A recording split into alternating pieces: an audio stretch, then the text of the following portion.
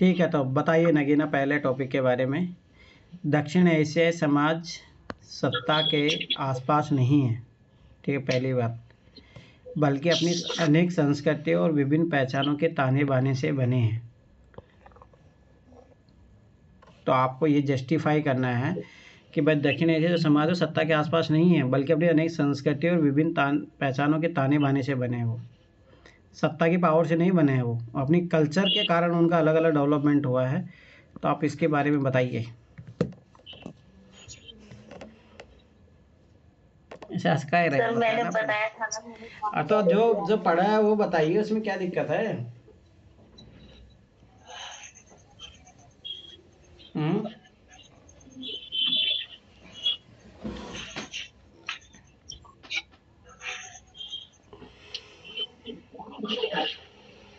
नर्मदा कुछ बताओगे तुम। नहीं। चलो सना, फिर तुम बताओ। सर मुझे भी इसमें कुछ ज़्यादा नहीं मिला क्योंकि मैंने कल्चर वगैरह पढ़ा नहीं था। तो क्या तुमने ऐसे पर जो पढ़ा लेकिन होगा उससे तो मिला होगा, जो बताइए। हाँ। दक्षिण एशियाई समाज सत्ता के आसपास नहीं बल्कि अपनी अनेक संस्कृति और विभिन्न पहचानों के ताने बाने से बने हैं। हम्म। सर पहले तो हम दक्षिण एशियाई देखेंगे, इसमें कौन कौन से देश आते हैं। तो सर जैसे कि इसमें आ जाएगा इंडिया, म्यांमार, नेपाल, भूटान, बांग्लादेश और पाकिस्तान, ये अफगानिस्तान वाला एरिया आ जाएगा सर। ठीक है। तो सर अब हम इसके उसमें देखेंगे कि जो इसकी संस्कृतियाँ है और जो पहचान है, मतलब क्या क्या है जो सिमिलरिटीज़ हैं इन सब देशों में और जो हमारे देशों में है। सर जैसे कि खान पीन, रहन सहन, त्योहार और जो ये धर्म है, भाषा है। सर अगर हम भाषा की बात करें तो बताती हूँ सर। अगर हम भाषा की बात करें तो जैसे प्राचीन काल में जो लोग आए हैं, जो प्राचीन काल में लोग आए थे, जैसे कि आर्य समाज के लोग आए, उनकी भाषाएं ईरान से आई। फिर उन्होंने जो ये था पश्चिम से लेके आए थे ये, तो ये इधर आते आते इन्होंने भाषा ये अलग संस्कृत का वो हुआ, संस्कृत भाषा ये करी, फिर उससे बहुत सारी भाषाएं निकली जो अलग अलग पूरे दक्षिण एशिया के क्षेत्र में बट गई सर। तो इसको हम एक फैक्ट मान सकते हैं कि ये संस्कृति है दक्षिण एशिया की, जो सिमिलरिटीज लैंग्वेज मिलती है। और जैसे कि जो ये था बौद्ध धर्म, सर उन्होंने अपनी छवि छोड़ी पूरे दक्षिण एशिया में, मतलब उन्होंने उसका वो किया, प्रसार किया। तो जैसे श्रीलंका में जो वो है धार्मिक संकेत मिलते हैं ना सर, मुझे ज़्यादा नहीं आता पर मुझे पता है कि वहाँ पे भी कुछ वो होता है। जैसे पाकिस्तान में जो ये है सिखों का क्या होता है गुरुद्वारा, वो भी वहाँ वो जाते हैं, तो फेमस जगह है। तो सर ये क्या है, दक्षिण एशिया का ताना बाना मान सकते हैं, जो विभिन्न पहचान और संस्कृतियों के लिए जाना जाता है ना। तो ये तो हो गया भाषा और धर्म। सर त्योहार जैसे दिवाली, होली, सर ये इन देशों में भी मनाई जाती है। तो हम इससे ये वो निकाल सकते हैं कि जो दक्षिण एशिया के जो वो है, दक्षिण एशियाई के जो देश है ना, उसमें संस्कृतियाँ और ये जो अलग विभिन्न पहचान रहती है, इनमें सिमिलरिटीज रहती है, समानता रहती है, तो उनसे एक वो पहचान बनी है सर। ठीक है। और सर अभी तो मुझे ज़्यादा नहीं आ रहा है सर। जैसे कि इन्होंने ब्रिटिशर्स ने किया था ईसाई धर्म का प्रसार किया था सर। तो वो भी इधर मिलता है, पूरे दक्षिण एशिया में भी मिलता है सर वो। तो वो भी एक सिमिलरिटीज आ जाएगी।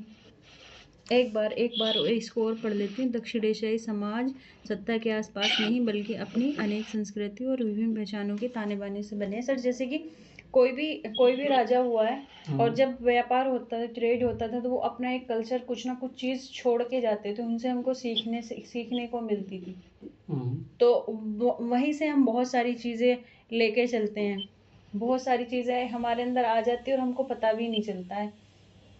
जैसे हम अगर भारत की बहुत सारी चीज़ें खान पीन भी देखें तो रेसिपी में भी अलग अलग कल्चर मिल जाएगा, सबके बनाने के तरीके अलग होते हैं, तो वो भी उसमें आ जाएगा सर। ठीक है।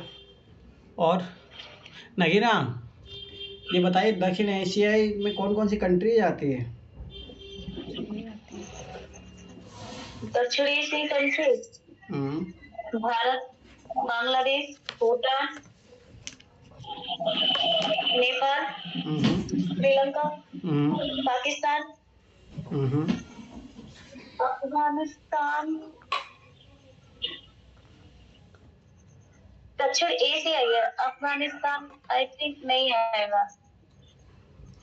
अच्छा, अफगानिस्तान नहीं आएगा शायद। अच्छा, आएगा अफगानिस्तान भी। मुझे बताओ फिर तो ईरान भी आना तो, चाहिए। अरे ठीक है, मुझे बता, अरे ईरान क्यों आएगा?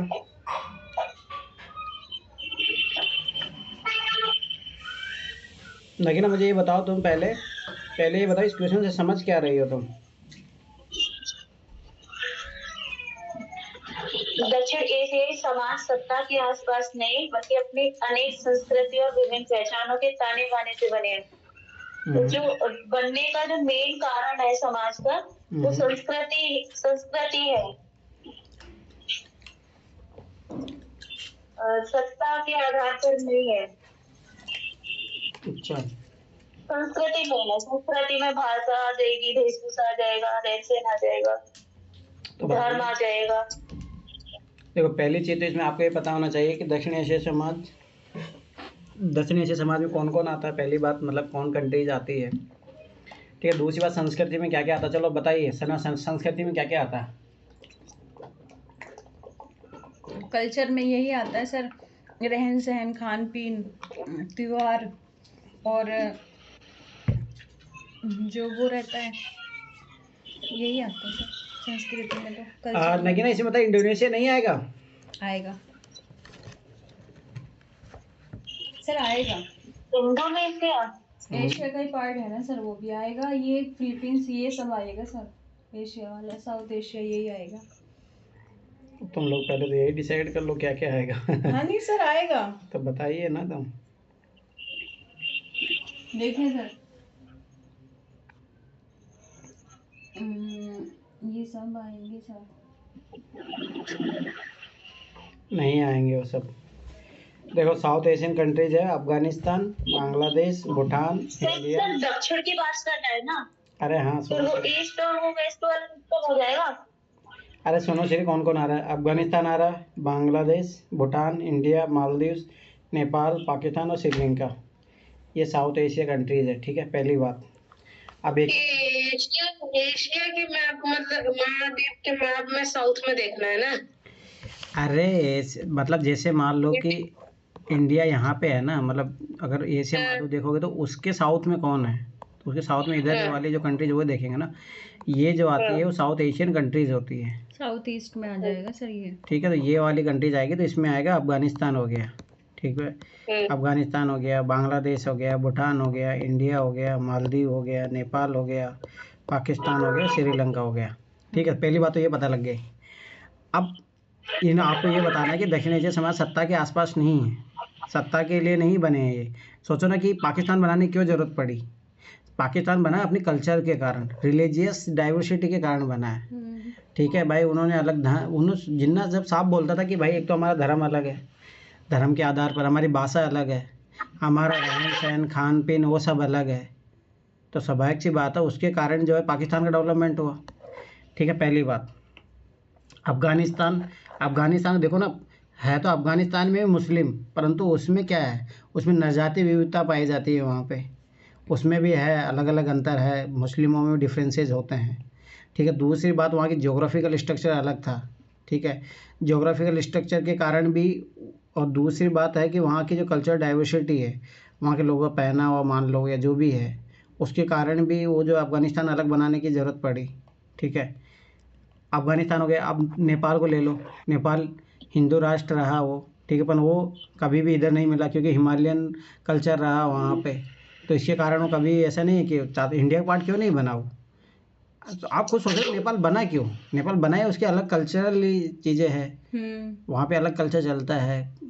पहाड़ी जो है हिमालयन स्टेट में पाया जाता है। भूटान देखो, भूटान एक अलग कल्चर है, ठीक है। भूटान में अलग कल्चर, अलग संस्कृति पाई जाती है। तो भूटान हो गया। बांग्लादेश देखो, बांग्लादेश तो चलो पाकिस्तान का अलग होकर पार्ट बना। मैं सोचो कि ये भी बात सोचने वाले कि वो क्यों बना वो। स्वाभाविक सी बात है, क्योंकि उसमें भी है ना लैंग्वेज डिफरेंसेस पाया गया था। पाकिस्तान में अलग चलती थी, पूरी पाकिस्तान जो था उसमें लैंग्वेज का भी बैरियर था, ठीक है। इंडिया तो हो ही गया है, ठीक है। मालदीव हो गया है, वहाँ पे भी अलग है। नेपाल, पाकिस्तान हो गया। श्रीलंका में बुद्धिस्ट जो है रिलीजन, उसके कारण अलग हुआ था। तो एक तो ये कारण हो गया, अपने को दिख रहा है कि भाई स्वाभाविक सी बात है, सब अगर आप दक्षिण एशिया में देखोगे तो सब में अलग अलग धर्म का प्रभाव है, अलग अलग भाषा बोली जाती है, ठीक है। ऐसा भी नहीं कि सब जगह रिलीजन एक जैसा ही है, नहीं, सब में अलग अलग है, ठीक है। तो ये तो कल्चरल ये कारण हो गया। पहनावा देख लो आप, सबका कल्चर अलग अलग है। अरे इंडिया में देख लो ना, कितना कल्चरल डाइवर्सिटी पाई सर, जाती है। ये यहाँ ये बात कर रहे हैं कि दक्षिण एशियाई समाज सत्ता के आसपास नहीं बल्कि अपने अनेक संस्कृति और विभिन्न पहचानों के ताने बाने से बने। मतलब समाज मतलब हम देश माने। तो हाँ, किसी भी कंट्री में के अंदर तो समाज तो रहेगा ही ना। मतलब इसका मतलब है कि किसी भी, जैसे मान लो पाकिस्तान का निर्माण किसी पावर के लिए नहीं हुआ है, कि सत्ता पाने के लिए नहीं हुआ है। उसे कल्चरल डिफरेंसेस के कारण जो है पाकिस्तान का निर्माण हुआ, नेपाल का निर्माण हुआ, भूटान का निर्माण हुआ, बांग्लादेश का निर्माण हुआ, सबका अलग हुआ। तो आपको ये प्रदर्शित करना है कि हाँ, ये भी कारण रहे हैं, कल्चरल डाइवर्सिटी कारण रही है, तो सर जो मैं आइडेंटिटी रही सोच है। रही थी गलत सोच रही थी क्या? क्योंकि मैं तो ऐसे सोच रही थी कि जो भारत में ये पहचान बनी है, अरे नहीं, जो संस्कृति है भारत की, अरे वो नहीं है, ठीक है। तो पहली बात तो ये समझनी पड़ेगी। हाँ, आपको 90% ऐसे ही बोलना है, मेरा मानना है 75% 90% आप ऐसे ही बोल सकते हो कि हाँ, ये रीजन रहे हैं। कल्चरल जो है और अलग जो आइडेंटिटी है, उसके कारण जो है अलग राष्ट्रों का निर्माण हुआ है, समाज का निर्माण हुआ है। परंतु कुछ कारण सत्ता के भी थे। जैसे अगर आप देखोगे पाकिस्तान में जिन्ना, पाकिस्तान इसलिए भी, चलो एक तो कल्चरल तो कारण था ही, दूसरा कारण उसको पावर भी चाहिए था। उसको पता था कि जब यहाँ पे कांग्रेस की सरकार रहने वाली है तो हमें सत्ता नहीं मिलेगी। तो सत्ता के कारण भी बांग्लादेश का निर्माण हुआ, ठीक है। दूसरा कारण, फिर आप पाकिस्तान का भी जो बांग्लादेश का निर्माण हुआ उसको भी सत्ता से इंक्लूड कर सकते हो। मुजीबुर रहमान जब मान लो कि ऊपर प्राइम मिनिस्टर बन जाते हैं, तो परंतु जो वेस्ट पाकिस्तान, तो उसको डर रहता है कि सत्ता उधर चली जाएगी, तो उसके कारण कॉन्फ्लिक्ट होता है। कॉन्फ्लिक्ट के कारण जो है पाकिस्तान का, जो बांग्लादेश का निर्माण होता है, तो वो भी एक कारण था, ठीक है। अब और दूसरी बात आती है, जैसे मान लो कि म्यांमार हो गया। म्यांमार पहले अगर देखो 1935 एक्ट से पहले तो इंडिया का ही पार्ट था, ब्रिटिश इंडिया का पार्ट तो था ही, परंतु उसका जो है मान लो कि फॉरेस्ट रीजन, उसके कारण जो है उसको एक अलग पार्ट बनाया गया। तो आपको इसमें दोनों पार्ट लिखने की, कल्चरल कारण भी है, आइडेंटिटी कारण भी है, परंतु कुछ कारण सत्ता के भी है जिसके कारण जो है अलग अलग जो है उनका निर्माण हुआ है। पर मोस्टली आपको फोकस करना है कि संस्कृति और विभिन्न जो आइडेंटिटी है उसके ताने बाने से ही बने। तो ये चीज़ रखनी, इसके लिए आपको बहुत स्पेसिफिक नॉलेज चाहिए। हर भाई कोई कंट्री है उसका कैसे डेवलपमेंट हुआ, श्रीलंका कैसे बना है, श्रीलंका में बौद्धिज्म के कारण डेवलपमेंट हुआ है। सिंहल प्रदेश ही बोला जाता था उसको पहले, ठीक है। भूटान का हो गया, नेपाल का हो गया, पाकिस्तान का हो गया, अफगानिस्तान का, पता होना चाहिए। तो मेरा मानना था कि सब्जेक्ट स्पेसिफिक है, जैसे आईआर का हो गया, थोड़ा आपको एंशिएंट हिस्ट्री इनका अच्छा नॉलेज चाहिए, मिडिवलिस्टिक अच्छा कल्चर की नॉलेज अच्छी चाहिए, समझ होनी चाहिए सर, तब जाके आप इसको लिख पाओगे एक अच्छा खासा से। सर वैसे तो ये एग्जाम में देखे तो छोड़ने लायक है सर, नहीं करने लायक नहीं है सर ये। क्यों? बहुत अच्छा सर लिखा जा सकता है, लिखने वाले तो बहुत अच्छा। स्पेसिफिक नॉलेज हो तो ही हो अपनी सकता है। अपनी उसमें बता रहे सर जिसमें आईआर है। चलो ठीक है, तो सेकंड आप तो ये तो बच्चा लिख देगा। चलो नगीना फटाफट बताओ, प्राथमिक स्वास्थ्य सेवा और शिक्षा की अपेक्षा भारत के पिछड़ेपन का कारण है। कारण यस या नो? यस। यस तो कितना परसेंटेज? 90% सर। ठीक है, और कोई कारण ही नहीं है, बस इन्हीं दो कारणों के कारण भारत पिछड़ा हुआ है। हाँ तो 10% आ गया ना सर इधर। चलो ठीक है नगीना बताइए अब।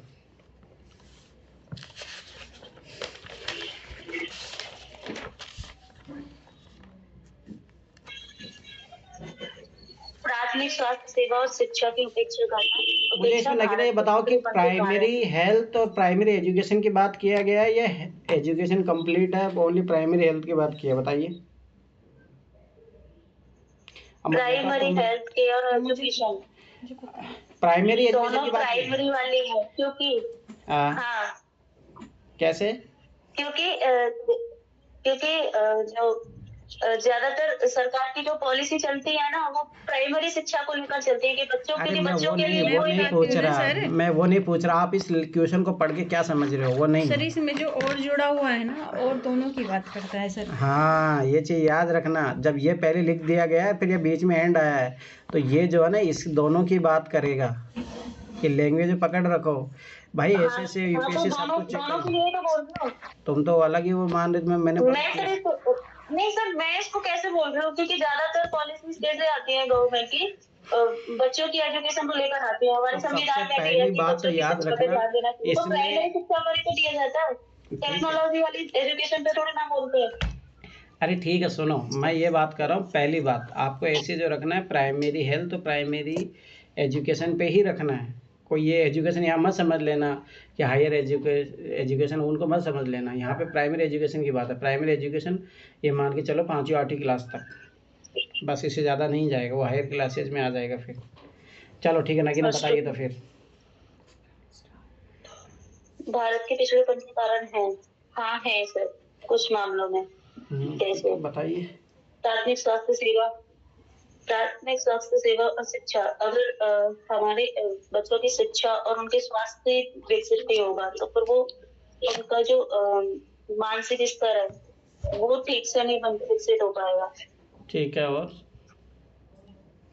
ठीक है, दूसरा उनकी अगर प्राथमिक स्वास्थ्य सेवा उपलब्ध नहीं है तो उनका स्वास्थ्य भी गड़बड़ा रहेगा, तो फिर वो तब भी उनका जो कार्य क्षमता है वो प्रोडक्टिव वाली नहीं रहेगी।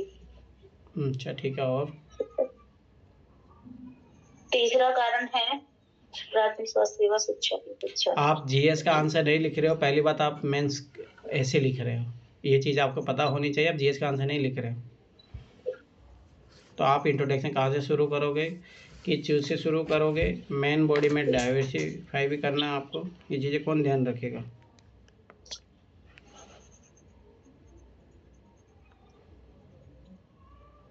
मैंने तो अभी सोचा है, मैंने पहले से सोच के नहीं रखा था। तो क्यों नहीं, तो कौन सोच के रखेगा फिर, ये काम करके कौन आएगा। चलो ठीक है ना, छोटी तुम बताइए, जब तक तुम सोचो ना कि ना, छोटी तुम बताओ, तुम तो प्राइमरी सेक्टर में काम भी कर रही हो, इतने सालों से हो भी उस सेक्टर में, तो आप बताइए कि क्या प्राइमरी हेल्थ सेक्टर में क्या नेग्लिजेंस है, मतलब क्या ध्यान नहीं दिया जा रहा जिसके कारण भारत आज पिछड़ा हुआ है। तो आप बताइए, वो जेन्युइन रीजन बताइए आप। भारत में हर चीज ना उल्टी चल रही है, जो बॉटम टू टॉप, जो टॉप टू बॉटम होना चाहिए वो बॉटम टू टॉप चलता है। अरे उल्टा इसको मैं बता रही हूँ, उसका बता रही हूँ। इसको इनिशिएट करने के लिए सबसे पहले एक स्टोरी लिखेंगे। स्टोरी में मतलब बोलो। हेलो, हाँ बोलो। मान लीजिए एक राम नाम का लड़का था, ठीक है, वो एक ग्रामीण क्षेत्र में निवास करता था। एक दिन अचानक उसके माता को रक्त रंजित वमन होने लगा, यानी खून की उल्टियां होने लगी। और उस गांव में मतलब बेसिक शिक्षा भी उपलब्ध नहीं थी, जिसके कारण वह शिक्षित होने की वजह से उसे पता भी नहीं चल पाया कि मतलब मेरी माताजी को क्या हो गया। और जो प्राथमिक स्वास्थ्य की वो उपलब्धता थी वो भी बहुत कम थी, है ना, मात्र इतनी थी कि खाली गोलियां मिल सकती थी, नॉर्मल गोलियां उपलब्ध हो सकती थी, हो गया। और अगर जैसे सरकार की सुविधाओं का लाभ लेने के लिए एम्बुलेंस वगैरह है, तो वो बहुत छोटी जगह होने के कारण वहाँ पे एम्बुलेंस तक की पहुंच भी नहीं थी, मतलब ट्रांसपोर्ट अच्छा न होने के कारण वहाँ अंदर एम्बुलेंस की पहुंच भी नहीं थी, गाँव के 10 किलोमीटर के अंदर तक। ठीक ठीक है। है, तो जब 10 किलोमीटर बाहर आता है तब उसको एम्बुलेंस की रीच मिलती है और लाते लाते उसकी माता जी का रास्ते में ही देहांत हो जाता है। और क्योंकि वो पहले से ही अशिक्षित होता है, वो शिक्षित नहीं होता, उसमें शिक्षा का उतना विकास नहीं होता है, तो उसको ये जानकारी भी नहीं रहती है कि मतलब कौन कौन सी योजना चल रही है, या हम अपनी माता जी को अस्पताल तक पहुंचाने के लिए किस योजना या किस का लाभ लेके गाड़ी बुलवा सकते हैं, ऐसा कर सकते हैं। ठीक, फिर इसके बाद वही प्राथमिक स्वास्थ्य और शिक्षा दोनों को जोड़ के और मेन बॉडी बनाया है। अब तो आप इससे ये बताओ तो भारत कैसे पिछड़ रहा है? भारत पिछड़ रहा है सिर्फ स्वास्थ्य की वजह से। उस मतलब उस जनसंख्या जैसे 15 से 59 की जो कार्यशील जनसंख्या है, सबसे ज्यादा हानि उसको हो रही है। उनका स्वास्थ्य खराब हो रहा है, लोग ध्यान नहीं दे रहे हैं, और बाकी जो सरकार की योजनाएं चल रही हैं, योजनाओं का समय पे लाभ नहीं मिल पाता है, तो लोगों को जानकारी नहीं मिल पाती, या तो उसका पेपर वर्क इतना ज्यादा होता है कि पेपर वर्क पूरा होते होते भी इंसान की डेथ हो जाती है। मान लीजिए किसी 25 साल के इंसान को मुंह का कैंसर हो जाता है, उसको आयुष्मान के थ्रू हम लाभ तो उपलब्ध करा सकते हैं, लेकिन उस लाभ को लेने में जो प्रोसेस होती है, जो कागजी कार्रवाई होती है, उसमें इतना लंबा समय लग जाता है कि उसकी जो मतलब उसकी जो बीमारी है वो अनियंत्रित हो जाती है और असामयिक उसकी मृत्यु हो जाती है। ठीक है। और ये दो कारणों से होता है। एक शिक्षा का अभाव, क्योंकि लोगों को इतना जानकारी नहीं होता और लोग पेपर वर्क में बिल्कुल उलझ के रह जाते हैं। चलो ठीक है, तुम तो चलो छोड़ो, मुझे ये बताइए प्राइमरी हेल्थ सेक्टर क्या होता है, मतलब क्या है वहाँ पे, मतलब प्राइमरी हेल्थ केयर में क्या रहता है? देखिए, जो हेल्थ सिस्टम चलता है वो चलता है गांव की जनसंख्या, मतलब जो पहाड़ी 3000 से 5000 की जनसंख्या होती है, ठीक है। एक जो नॉर्मल उसका स्ट्रक्चर है वो बता रहे हैं, 3000 से 5000 की जनसंख्या, तो 3000 हो जाता है रूरल और 5000 हो जाता है अर्बन एरिया। तो ये जो जनसंख्या होती है, यहाँ पे बनाए जाते हैं सब सेंटर। अच्छा। ठीक है। हाँ, इसके ऊपर फिर आती है 20 से लेके 30,000 तक की जनसंख्या। तो 30,000 की जनसंख्या ये वहाँ का अर्बन एरिया माना जाता है और 20,000 का वहाँ ग्रामीण एरिया माना जाता है। यहाँ पे बनता है प्राइमरी हेल्थ सेंटर। अच्छा, मतलब वहाँ ये बनता है होगा प्राइमरी हेल्थ सेंटर? हाँ, प्राइमरी हेल्थ सेंटर शहरों पे 20,000 से 30,000 की जनसंख्या पे। अच्छा अच्छा। ये तो वहाँ गाँव जो में जो बने, फिर जो गाँव में जो होते हैं वो क्या होता है? सब सेंटर होता है। स्वास्थ्य केंद्र। अच्छा, उप स्वास्थ्य केंद्र होता है, हाँ सही है सही है। हाँ, प्राथमिक स्वास्थ्य केंद्र बोलते हैं, उप स्वास्थ्य केंद्र फिर प्राथमिक स्वास्थ्य केंद्र, ठीक है। तो ये सब सेंटर जो होता है जनरली यहाँ पे सिर्फ एक जो मेरी पोस्ट है ना, एक्चुअली एएनएम की ड्यूटी लगाई जाती है, और एएनएम को सिर्फ जो फोकस्ड एरिया सिखाया जाता है वो इम्यूनाइजेशन का होता है और थोड़ा बहुत डिलीवरी का होता है। और जो ये गांव में होते हैं ये कौन से वो होते हैं? आशा कार्यकर्ता होती है, वो उसका क्या काम रहता है? नहीं, आशा कार्यकर्ता का हेल्थ से कोई रिलेशन नहीं है। आशा आंगनवाड़ी का हेल्थ से कोई रिलेशन नहीं है। अच्छा सुनो ना, हर एक गांव में जो सरकारी अस्पताल होते हैं छोटे छोटे, मतलब उसमें एक एसएचओ बैठती है, एएनएम नहीं, मैं वही तो बता रही हूँ। पहले का जो स्ट्रक्चर था ना, तो वहाँ पे सिर्फ एक एएनएम बैठाई जाती थी जिसको ऑक्सिलरी नर्स मिडवाइफ कहा जाता है, ठीक है। उनका मेन काम, उनको इम्यूनाइजेशन इशू किया जाता था और नॉर्मल फर्स्ट एड, मतलब किसी को बुखार आ रहा है, दस्त है, उल्टी है, तो वो उनकी गोलियां दे सकते हैं, ओआरएस का पाउडर दे सकते हैं, ठीक है। फिर जब इसके ऊपर आप प्राइमरी हेल्थ सेंटर में जाते हैं, तो प्राइमरी हेल्थ सेंटर को अब अपग्रेड करके आयुष्मान केंद्र बना दिया गया है। आयुष्मान केंद्र ऐसी जगह है जहाँ पे डिलीवरी भी कराई जा सकती है और 3-4 दिन के लिए पेशेंट को रखा भी जा सकता है, मतलब 4 से 5 बेडेड नॉर्मल हॉस्पिटल मान सकते हैं 20 से 30,000 की जनसंख्या पे। वहाँ पे स्टाफ नर्स भी होती है, एएनएम भी होती है, और एक नई पोस्ट इजाद की गई है सीएचओ, बिना मतलब की, वो भी होती है। हाँ, वही हमारे गांव में बैठती है। कम्युनिटी हेल्थ ऑफिसर ना, बस एटीट्यूड होता है उनके अंदर, कुछ नहीं होता। ठीक है, फिर इसके ऊपर जब हम लोग जाते हैं तो आता है सीएससी। सीएससी होती है 80,000 तक की जनसंख्या पे, मतलब जैसे जो ब्लॉक होते हैं ना, जनरली हम ब्लॉक जिनको कहते हैं, तो जो ब्लॉक लेवल होता है वहाँ होती है सीएससी। तो सीएससी होती है 10 बेडेड। यहाँ डिलीवरी भी होती है, यहाँ पे टीकाकरण भी होता है, यहाँ पे मतलब एक्सीडेंटल केस भी देखे जाते हैं, मतलब जो प्राइमरी ट्रीटमेंट ज्यादा हद तक जो दिए जा सकते हैं वो यहाँ पे सब अवेलेबल होता है। और इसके बाद आता है ये सिविल हॉस्पिटल। सिविल हॉस्पिटल और थोड़ा बड़े, मतलब जिले से कम और ब्लॉक से ज्यादा लेवल का जो होता है वहां पे होता है। अच्छा। कस्बों में। अब सिविल हॉस्पिटल के बाद आता है हमारा डिस्ट्रिक्ट हॉस्पिटल। ये स्ट्रक्चर होती है, सब सेंटर, फिर पीएचसी, फिर सीएचसी, और फिर आता है सिविल हॉस्पिटल। सिविल हॉस्पिटल बनाया जाता है जैसे कोई नया जिला हुआ ना, जैसे हमारा नया जिला हुआ है तो हमारी सीएचसी को पहले सिविल हॉस्पिटल बनाया गया है, और फिर कुछ दिन बाद उसको 50 या 100 बेडेड में कन्वर्ट करके उसको डिस्ट्रिक्ट हॉस्पिटल बना देंगे, पर वो बनने में टाइम लगता है, जब पॉपुलेशन बहुत ज्यादा बढ़ जाएगी तब वहाँ पे डिस्ट्रिक्ट हॉस्पिटल बनेगा। अच्छा, तो ये बताओ कि प्राथमिक स्वास्थ्य सेवा मतलब वहाँ पे अगर खामियां रहेगी तो कैसे नुकसान पहुंचेगा भारत को, ये बताइए अब आप। भारत को नुकसान वही तो बता रहे हैं कि अगर जैसे किसी को लगातार डायरिया हो रहा है, ठीक है, डायरिया में क्या होता है, तुरंत लूज मोशन चालू हो जाता है। अगर 5 साल या 10 साल के बच्चे, क्योंकि गांव में गंदगी रहती है ना, आप कितना भी ओडीएफ प्रोग्राम चला लो, गंदगी आज भी उतनी ही है गांव में। तो अगर किसी 4 साल या 5 साल के बच्चे को डायरिया होता है, तो पहली बात तो वहां पे जो प्राथमिक स्कूल होते हैं 1st to 5th का, वो भी ऐसे ही चलता है, टीचर की पहुंच नहीं होती, गांव में पगडंडी वाले रास्ते होते हैं जहाँ से टीचर जा नहीं पाते, दोनों को लेके चल रहे हैं, हेल्थ और एजुकेशन दोनों को। जनरल यही होता है ना, बरसात के दिनों में पानी भर जाता है, या तो बच्चों को सिर्फ बुलाया जाता है, बिठाया जाता है, मिड डे मील दिया जाता है और बच्चे घर चले जाते हैं। तो 1st to 5th तक के बच्चे को कोई नॉलेज नहीं होता, किसी न भाषा का ज्ञान होता है, न संख्याओं का ज्ञान होता है, पहली चीज। अब वहां पे क्या है, जब वहां पे सिर्फ फर्स्ट एड के नाम पे क्या किया जाता है, वैक्सीनेशन किया जाता है और छोटी मोटी गोलियां वो दी जाती हैं। तो कभी कभी क्या होता है कि 3000 से 5000 की जनसंख्या सिर्फ शब्दों के लिए होती है, पर जनसंख्या इससे ज्यादा जनसंख्या पे भी एक हेल्थ वर्कर को काम करना पड़ता है। ठीक, हेल्थ के लिए आंगनवाड़ी बना दी जाती है और आशा को बना दिया जाता है। मतलब जो आशा होती है ना, वो हेल्थ केयर सिस्टम की और पब्लिक के बीच का एक पुल होता है ना, वो एक विश्वसनीय व्यक्ति होता है गांव का, जिसकी बात सब लोग मान के स्कूल, आंगनवाड़ी और स्वास्थ्य केंद्र में जाते हैं।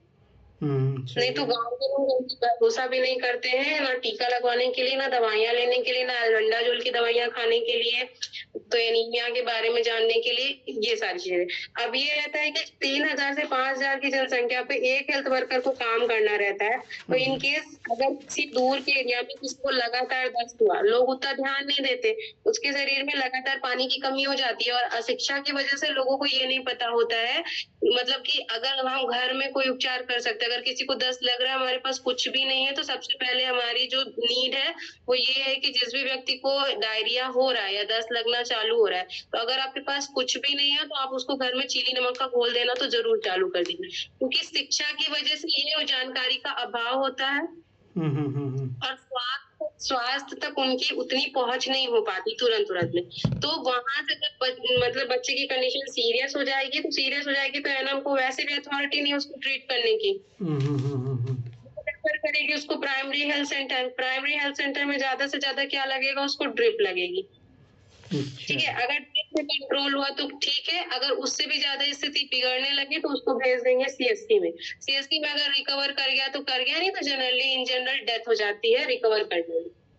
अच्छा, जैसे हमारे यहाँ क्या हुआ था, एक बार जब हम लोग एनआरसी में काम करते थे तो 6-7 महीने का बच्चा था। वो पहले तो वो आई नहीं गांव से उसको आशा किसी तरह लेके आई, तो जैसे ही बच्चा आया तो उसकी बॉडी पूरी गर्म थी, हम टच करके देखे तो उसको हाइपोथर्मिया हो रखा था, बॉडी पूरी गर्म थी। तो पहले हम लोग क्या ही कर सकते थे प्राइमरी ट्रीटमेंट में कि बस वो कोल्ड बाथ स्पंज कराया जाता है, मतलब बर्फ की सिकाई, तो बस उसके ठंडे पानी से उसकी लगातार कम से कम 1 से 1.5 घंटे अपने हाथ से सिकाई किए थे। सिकाई करने के बाद बच्चे की स्थिति थोड़ी नॉर्मल हुई, लेकिन उसकी कंडीशन उतनी नॉर्मल नहीं थी। रात तक बच्चा क्या था, LBW था, मतलब लो बर्थ बेबी वेट था वो। तो उसकी कंडीशन धीरे धीरे रात तक में और खराब होने लगी, और उसको समझाया गया कि इसको यहाँ नहीं रख सकते, क्योंकि उसको रखने के लिए हमको कांच के छोटे बक्से की जरूरत होती है जो गर्म रहता है, जिसमें वो रहते हैं, थर्मल हीट होती है उसमें, वो आईसीयू होता है।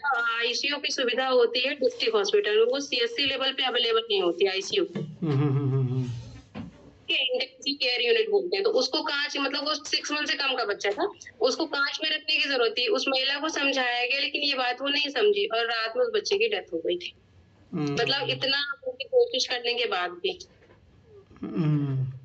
चलो ठीक है, नहीं सही है, वो कमियां है तभी तो ये दिक्कतें हैं। चलो बहुत कमियां हैं। मेरी मम्मी ही एडमिट थी, तो लगता है 7 तारीख को ये लोग कोई टैबलेट नहीं दिए थे, मतलब एक दिन टैबलेट दिए हैं 7 को।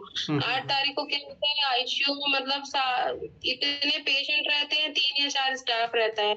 और मम्मी जब एडमिट थे 8 तारीख को, हम लोग लेके उनको सीटी स्कैन और एमआरआई के लिए इधर उधर घूम रहे थे। मतलब मैं अपने ऊपर जो गुजरी है वो बता रही हूँ। सिटी स्कैन एमआरआई के लिए घूम रहे थे, उतने में उसको गोलियां देनी थी टीबी की, शायद अरे उसकी बीपी की, उसने गोलियां नहीं दी। क्लिनिडिपिन वगैरह देना था, उसने नहीं दिया। और इको स्प्रिंग भी चलनी थी ताकि ब्लड क्लॉट ना हो, वो गोलियां नहीं दी। और परिवार वाले तो खुद ही होश में नहीं रहते हैं अगर कुछ पड़ जाती है चीजों के ऊपर। तो ऐसा करते करते मम्मी की स्थिति बिगड़ गई। उसमें भी डॉक्टर क्या थे, जूनियर रेजिडेंट थे, सीनियर रेजिडेंट थे। सीनियर रेजिडेंट अपना काम कर रहा था, जूनियर रेजिडेंट इधर उधर कर रहे थे। उसके बाद फिर उनसे मांग के मैंने मम्मी का SpO2 चेक किया, मतलब उनका ऑक्सीजन लेवल कितना है। उनका ऑक्सीजन लेवल 65 था, जो कि 90 से कम नहीं जाना चाहिए। क्योंकि हम उसी सेक्टर के थे, हमको नॉलेज था, तो हमको लगा कि कोई दिक्कत हो रही है। उनको हम तुरंत जाके बताएं, SpO2 खुद लेके, तो वो जाके फिर मतलब आईसीयू में शिफ्ट करे, सीरियस वाले, जहाँ पे वो दे सकते थे, ऑक्सीजन दे सकते थे या वेंटिलेटर पे डाल सकते थे। पर मेरी जगह वहां पे ऐसे बहुत सारे लोग थे जिनको ये भी नहीं पता था कि डॉक्टर आके उनके मरीज के साथ क्या कर रहे हैं। चलो ठीक है, सना बताइए। अब आपने जो तैयार किया सना बताएगी, फिर नगीना रेडी रहना दोबारा। बताओ। पहले तो हम इसको पढ़ेंगे। प्राथमिक स्वास्थ्य सेवा और शिक्षा की उपेक्षा भारत के पिछड़ेपन का कारण है।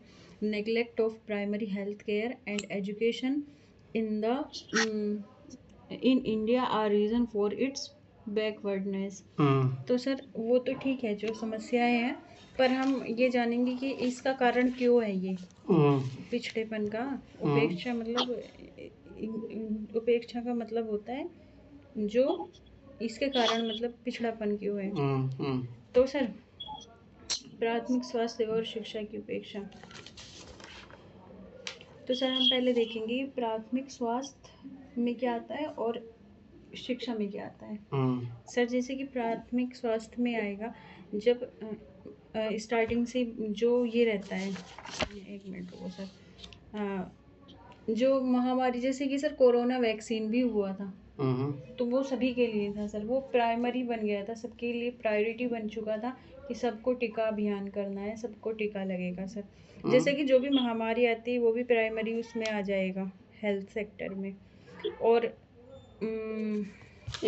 इसीलिए आता है। हाँ सर आता है सर। ठीक है बताइए। टीकाकरण प्राथमिक स्वास्थ्य सेवा में आएगा, जैसे कि पोलियो का, खसरा का। तो सर कोरोना का क्यों नहीं आएगा, कोरोना का भी आएगा सर। और सर इसमें आ जाएगी प्राथमिक स्वास्थ्य पोषण स्वच्छता की प्रति जागरूकता। सर ये जो ये रहती है आंगनवाड़ी वाली, ये बच्चे का वजन करती है और वो करती है कि कितना क्या हुआ है। सुरक्षित पेयजल और साफ सफाई ये भी आ जाएगा। आवश्यक उपचार की उपलब्धता और सामान्य बीमारी जैसे चोट लगना ये वो, और बुनियादी बेसिक दवाई जैसे कि ये होती है पैरासीटामोल बुखार उखार के लिए, कैल्शियम के लिए, आयरन के लिए, इन सब के लिए। और सामुदायिक भागीदारी में आ जाएगा स्वास्थ्य सेवाओं में लोगों की सक्रिय भागीदारी। तो अब हम बात करते हैं सर ये पिछड़ेपन का कारण क्यों है। तो सर जैसे कि अगर सपोज करो कोई बच्चा कुपोषित होता है सर, है ना, वो बीमार रहेगा तो जाहिर सी बात है वो अच्छे से शिक्षा नहीं कर पाएगा। और शिक्षा नहीं कर पाएगा तो उसको कुछ भी नहीं पता होगा कि इस चीज़ों को क्या कैसे यूज़ करना है, और उससे क्या होगा, भारत का विकास नहीं हो पाएगा। तो सर इसलिए भारत के पिछड़ेपन का एक कारण ये मान सकते हैं हम, है ना। और सर अगर कोई सुरक्षित पेयजल नहीं मिल रहा उसको, और उसको सुरक्षित वायु नहीं मिल रही, प्रदूषण हो रहा है, तो सर उससे भी क्या होगा, उससे उसकी बीमारी बढ़ेगी, उसकी हेल्थ खराब रहेगी तो वो एजुकेशन भी नहीं कर पाएगा। और एजुकेशन नहीं कर पाएगा तो भारत में पिछड़ापन आएगा, क्योंकि वो अपने आप विकास करेगा तभी विकास कर पाएगा जब वो स्वस्थ रहेगा। स्वास्थ्य नहीं रहेगा तो वो कुछ भी नहीं कर पाएगा। और सर अगर उसको वो अगर सर ये हो गया कि चलो अगर हम स्वास्थ्य में भी अच्छा कर गए, लेकिन अगर उसको शिक्षाएं नहीं मिली तो भी वो तकनीक का अच्छे से उपयोग नहीं कर पाएगा। नवाचार नहीं आ पाएंगे, उसका जो योजनाएं चल रही है उसमें जागरूकता नहीं आ पाएगी। तो ये भी इफेक्ट हो जाएगा सर, क्योंकि जो प्राइमरी शिक्षा है उसमें भी जो तुम्हारे कर्तव्य हैं, अधिकार हैं, वो तो सब सिखाते हैं ना सर। तो उसको ये पता ही नहीं होगा कि मेरे क्या राइट है और मेरे क्या कर्तव्य है, तो वो भी नहीं कर पाएगा सर। उससे भी पिछड़ेपन का कारण हो सकता है। और सर जैसे कि सर अगर शिक्षा नहीं होगी तो सर देश का विकास कैसे होगा? शिक्षा होगी तो तकनीक में जाएगा वो। जब बेसिक ही नहीं सर, जब हम पहली सीढ़ी पे कदम नहीं रखेंगे तो ऊपर कैसे पहुंचेंगे?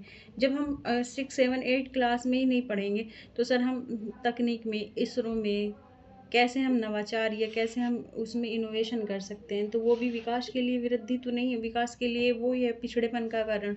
और उसी तरीके से हम मेडिकल साइंस में, रिसर्च में हम कहाँ से लाएंगे अगर हमारे जो युवा है, जो ये किशोर हैं, अगर ये ही कुपोषण का शिकार हो जाएंगे, अस्वस्थ रहेंगे, उनको अच्छी जलवायु नहीं मिलेगी, तो सर क्या वो मेडिकल में अच्छे से रिसर्च करके नई चीज़ों का तकनीक इनोवेशन नहीं कर सकते? तो वो भी पिछड़ेपन का कारण हो जाएगा सर। जो बच्चा कुपोषण है और वो उसको मान सकते हैं कि असाक्षर है, पढ़ा लिखा नहीं है, तो सर जब उसको यही नहीं पता तो वो स्वच्छ जलवायु का कैसे निर्माण करेगा, अच्छी खेती का कैसे निर्माण करेगा?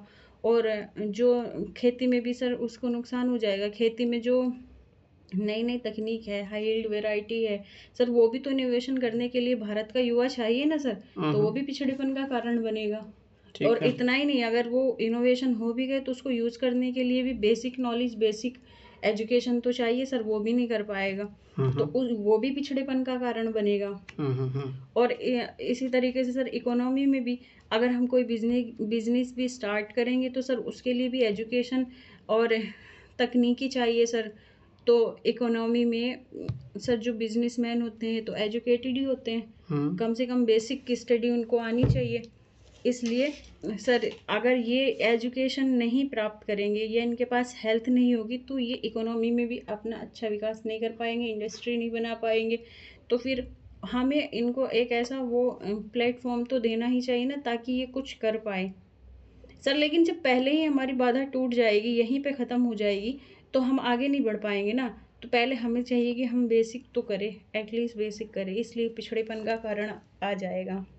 और कुछ सर जैसे कि गंदी बस्तियाँ, मलिन बस्तियाँ, उसमें जो ये रहते हैं स्लम में सर, ये नाले का पानी पी लेते हैं जिनसे इनकी हेल्थ और ख़राब हो जाती है। तो हमें इनकी ओर भी ध्यान देना पड़ेगा सर। एक वो रहेगा ना। और सर महिलाओं को शिक्षा नहीं दी जाती है सर, बहुत कम दी जाती है, घर के काम में रखा जाता है सर। वो भी अच्छा वो कर सकती है लेकिन उनको हम बराबरी का हक नहीं देते, वो भी उसमें आ जाएगा। ठीक है, और कुछ? और सर लेकिन कुछ सुधार भी किए जा रहे हैं। भावनाओं के मोड़ में मत घूमो तुम, जो क्वेश्चन के कॉन्टेक्स्ट में कुछ भी नहीं बता रहे हो। सर प्राथमिक स्वास्थ्य सेवा है ना एकदम लोग सर, ये सर अभी अपनी भावनाओं के समंदर में बह जाते हैं। सर प्राथमिक सेवा में ऐसा नहीं है कि वो हो रहा है, लेकिन कुछ सुधार भी किए जा रहे हैं। जैसे कि आयुष्मान भारत योजना की गई, राष्ट्रीय स्वास्थ्य सेवा मिशन किया गया, और विश्व स्वास्थ्य संगठन WHO की सभी के लिए स्वास्थ्य दृष्टिकोण भी नए कुछ लिया आता है कि ये सही, ये गलत, ऐसे करके आ जाता है। और सर ग्रामीण क्षेत्रों में भी स्वास्थ्य केंद्र बनाए गए, प्राइमरी हेल्थ सेक्टर, और आंगनबाड़ी सेवाएं करती है सर। वो बच्चों का वजन करती है और जो कुपोषण होता है उसको ले जाके डिस्ट्रिक्ट में डाल देती है कि तुम अब इनका काम है कि इनको जब तक ये कुपोषण से दूर नहीं होंगे तब तक नहीं आएंगे। और सरकारी टीकाकरण नीति भी है जिससे हेल्थ सेक्टर में मतलब उसमें वो भी मिला है काफ़ी। अमित, तुम कुछ बताना चाहोगे?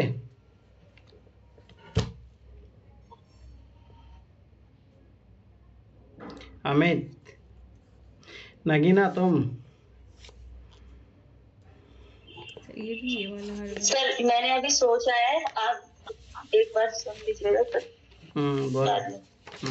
इंडियन गवर्नमेंट की इनिशिएटिव नहीं है, वो यूनिसेफ का प्रोग्राम है, उसमें 70% फंडिंग यूनिसेफ की तरफ से होती है। कौन सा? कुपोषण में, अगर माल न्यूट्रिशन में अगर यूनिसेफ फंडिंग बंद कर दे तो गवर्नमेंट प्रोग्राम रन करना बंद कर दे। ठीक है पर्टिकुलर नगीना। हम उसे डिपार्टमेंट में काम किए हैं ना। चलो ठीक है नगीना बताइए। प्राथमिक स्वास्थ्य सेवा और शिक्षा की उपेक्षा भारत के पिछड़ेपन के कारण है। ये हमारा ऐसे है ना।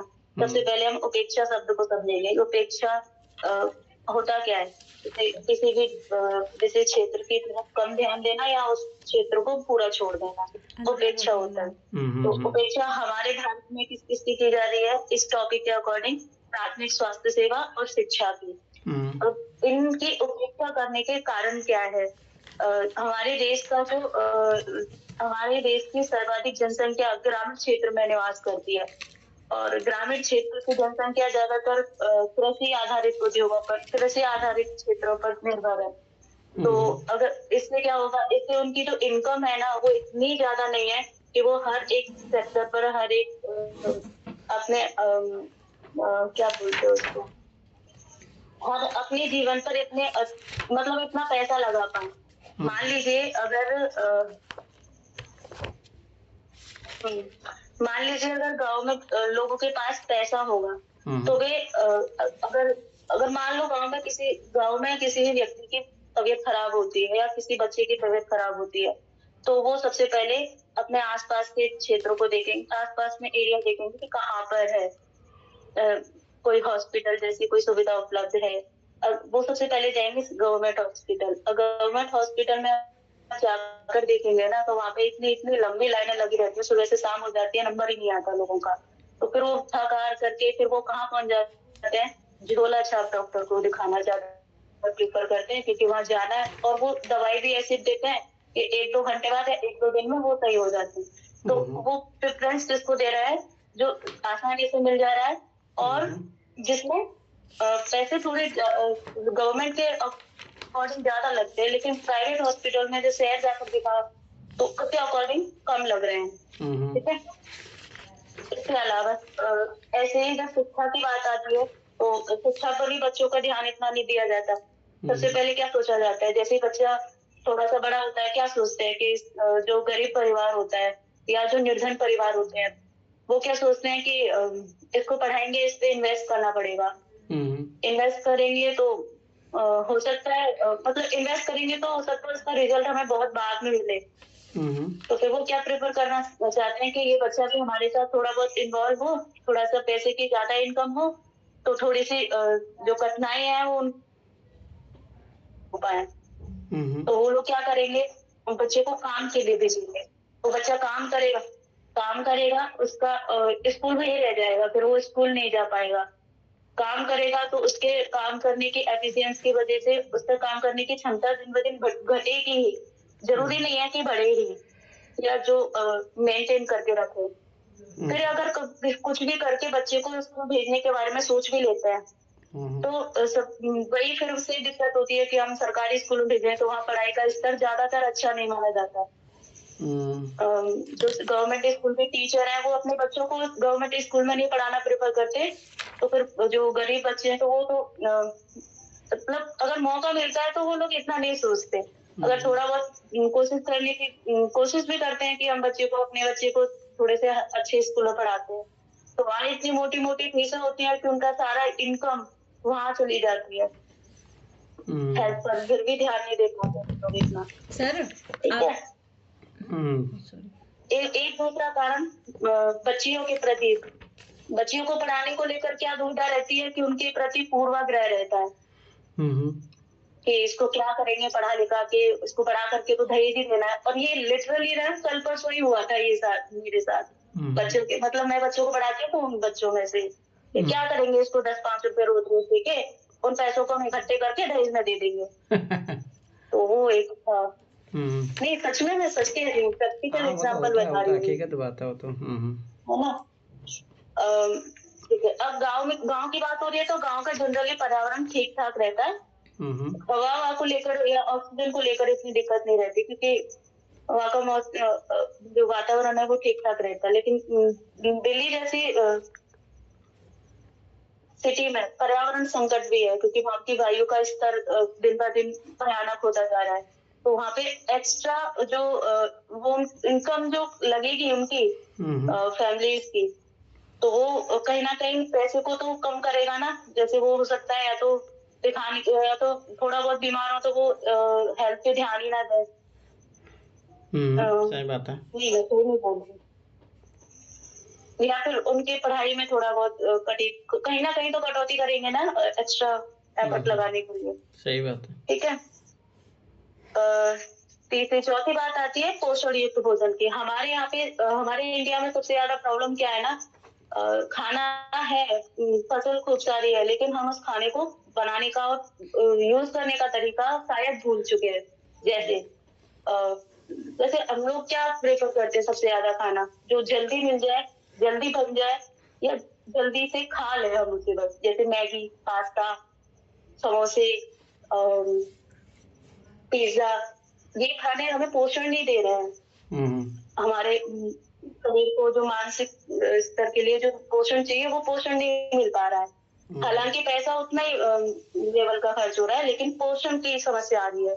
तो पोषण नहीं मिल पा रहा है तो वो मोटापे जैसी समस्या है, या बहुत सारी जो बीमारियां जो पोषण की कमी की वजह से होती हैं वो नहीं है, तो वो दिखाने जाते हैं, फिर हॉस्पिटल जाते हैं तो वो पैसा वहाँ इन्वॉल्व हो जाता है।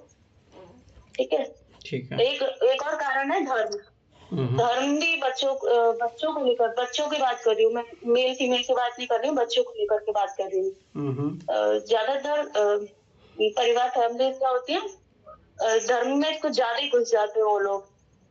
जैसे मुझे एग्जैक्ट धर्म तो नहीं पता, मैं देख रही थी नागालैंड की वीडियो थी, तो वहाँ पे क्या था ना, वहाँ पे हेड हंटर्स थे। तो वो अपने ट्रेडिशनल को इतना फॉलो करते करते उन्होंने अपने छोटे छोटे 15-16 साल के लड़कों को खड़ा किया हुआ था अपने साथ। अच्छा।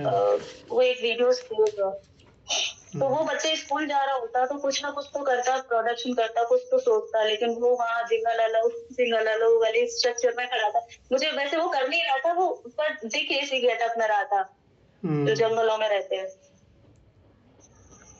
बस इतना सोच पाएंगे। सर आप जो बोल रहे थे कि महिलाओं को स्कूल नहीं जाने दिया जाता, कि तुम अपनी भावनाएं बता रही हो, सर आप मुझे ये बताओ, सर अगर माँ को ये नहीं पता होगा कि क्या कुपोषित है क्या पोषित है, तो वो अपने बच्चों को कैसे दे पाएगी? और वो महिला आगे जाके माँ बनेगी तो वो अपने बच्चों को कैसे पोषण दे पाएगी? तो ये तो एक पॉइंट तो सर ये भावनाएं कहाँ से आ गई? उपलब्धता है ना सर। सर हमारे आसपास क्या चीज सबसे जल्दी मिल जाती है, जैसे है ना, देखो ना, जैसे आप चाय पीने बैठे हो तो सबसे ज्यादा आपको क्या मिलेगा, बिस्किट। इनफैक्ट आंगनबाड़ी केंद्रों पर भी ना जो प्रोडक्ट मिल रहा है ना, उसमें देखना आप पीछे लिखे, उसमें 32%, 46% शुगर होती है, चीनी होती है इन्वॉल्व उसमें। जबकि चीनी तो सेहत के लिए हानिकारक होती है। तो मिल क्या रहा है, जो मिल रहा है वो उसी पर ध्यान दे रहा है ना। और क्या सही है क्या गलत है उस पर तो फोकस जा ही नहीं रहा किसी का, या अवेयरनेस की कमी है। चलो ठीक है, जो भी आपने बताया बहुत संघर्षों के बाद आप देखो, पहली बार मैंने कितनी बार बोला है कि एक फ्लो में ऐसे नहीं लिखा जाता। आप एक प्रवाह में बहते जा रहे हो, आपको ऐसा लग रहा है कि हम सही बोल रहे, बात ठीक है, सही गलत की नहीं है, बात है ऐसे को सब डायमेंशन से लिखना। तो पहली तो डिमांड यहाँ है कि प्राथमिक स्वास्थ्य सेवा और शिक्षा की उपेक्षा भारतीय पिछड़ेपन का कारण है। तो भाई आप लोग ये जस्टिफाई नहीं कर पा रहे हो कि पिछड़ेपन का कारण कैसे है। अभी सिंपल से मैं एक एग्जांपल बताता हूँ। अभी भारत पिछड़ा हुआ किस पैरामीटर में पिछड़ा हुआ है? पहली बात तो एक अपन डेवलपिंग कंट्री है, डेवलप कंट्री बनना है। तो डेवलप कंट्री के पैरामीटर क्या होते हैं? सबसे पहला पैरामीटर होता है कि भाई जो चाइल्ड मोर्टेलिटी रेट है, मदर मोर्टेलिटी रेट हो गई, ठीक है, इस पैमाने पे किस लेवल पे खड़े हैं अपन। हंगर इंडेक्स पे किस पैमाने पे खड़े हैं अपन, ठीक है। HDI का ह्यूमन डेवलपमेंट इंडेक्स में किस पैमाने पे खड़े हैं अपन। ये सब पैरामीटर क्या शो करता है? ये तो शो करता है कि भारत पिछड़ा हुआ देश है, भारत में आज भी हंगर है, न्यूट्रिशन की कमी है, पॉवर्टी है, ठीक है। पॉवर्टी के फिर कारण क्या होते हैं? पॉवर्टी के जब कारण में आप जाओगे, स्वाभाविक सी बात है क्या कारण है? एजुकेशन अच्छी नहीं है, स्किलेबल एजुकेशन नहीं है, ठीक है। हेल्थ सेक्टर के कारण जो ह्यूमन रिसोर्स का लॉस होता है। तो ये सब सारी चीज़ें हैं जो भारत को पिछड़ेपन का कारण बनाती है। तो पहले तो आपको ये सोचना पड़ेगा भारत पिछड़ा क्यों है और किसी सेक्टर में पिछड़ा हुआ है। और उसमें फिर प्राइमरी सेक्टर और जो प्राइमरी एजुकेशन है उसका क्या योगदान रहता है, प्राइमरी हेल्थ सेक्टर उसका क्या योगदान रहता है। अब सबसे पहले अपन टारगेट करते हैं, मान लो कि कुपोषण को अपन टारगेट करते हैं, या मान लो कि अपन हंगर को टारगेट करते हैं, कि एसडीआई किसी को भी, ये सब चीज़ें निश्चित रूप से सब एक जैसी ही है। जैसे मान लो कि अगर प्राइमरी हेल्थ सेक्टर में सब कुछ दवाएं अच्छे से मिल रही है, अवेयरनेस है लोगों में, तो स्वाभाविक सी बात है कुपोषण की बीमारियाँ नहीं होगी, लोग न्यूट्रिएंट्स खाना लेंगे। ठीक है, न्यूट्रिएंट्स जब बोला जाता है ना कि स्वस्थ मन में ही अच्छा, क्या बोलते हैं, ऐसा होता है ना, वो कहावत है कि स्वस्थ मन में ही अच्छा क्या निवास करता है, ऐसे करके, या स्वास्थ्य ही धन है करके, हेल्थ इज मनी। ठीक है, तो स्वाभाविक सी बात है कि जब व्यक्ति के स्वस्थ रहेगा तो उसका पढ़ने में मन लगेगा। ये दोनों पैरेलल प्रोसेस है। देखो, स्वस्थ शरीर में स्वस्थ मन निवास करता है। हाँ, तो स्वाभाविक सी बात है, स्वस्थ शरीर रहेगा तो स्वस्थ मन निवास करेगा, मन निवास करेगा तो उसका पढ़ने में मन लगेगा, जो ड्रॉप आउट जो रेशियो है वो कम होगा। सबसे पहली दिक्कत तो यही है ना कि ड्रॉप आउट हो जाता है, ड्रॉप आउट हो जाते हैं तो बच्चों को मन ही नहीं लगता, क्योंकि भाई सब कुपोषण की बीमारी है, गरीबी है, बहुत सारे। ये मिड डे मील योजना शुरू क्यों की गई? जैसे आज इसको बोला जाता है कि बहुत अच्छा प्रोग्राम है, मैं तो ये मानता हूँ कि गवर्नमेंट का फेलियर है, या भारत सरकार का फेलियर है, या मान के चलो कि अपनी सोसाइटी का फेलियर है कि बच्चे आज ओनली खाने के लिए स्कूल जा रहे हैं, पढ़ने के लिए स्कूल नहीं जा रहे हैं।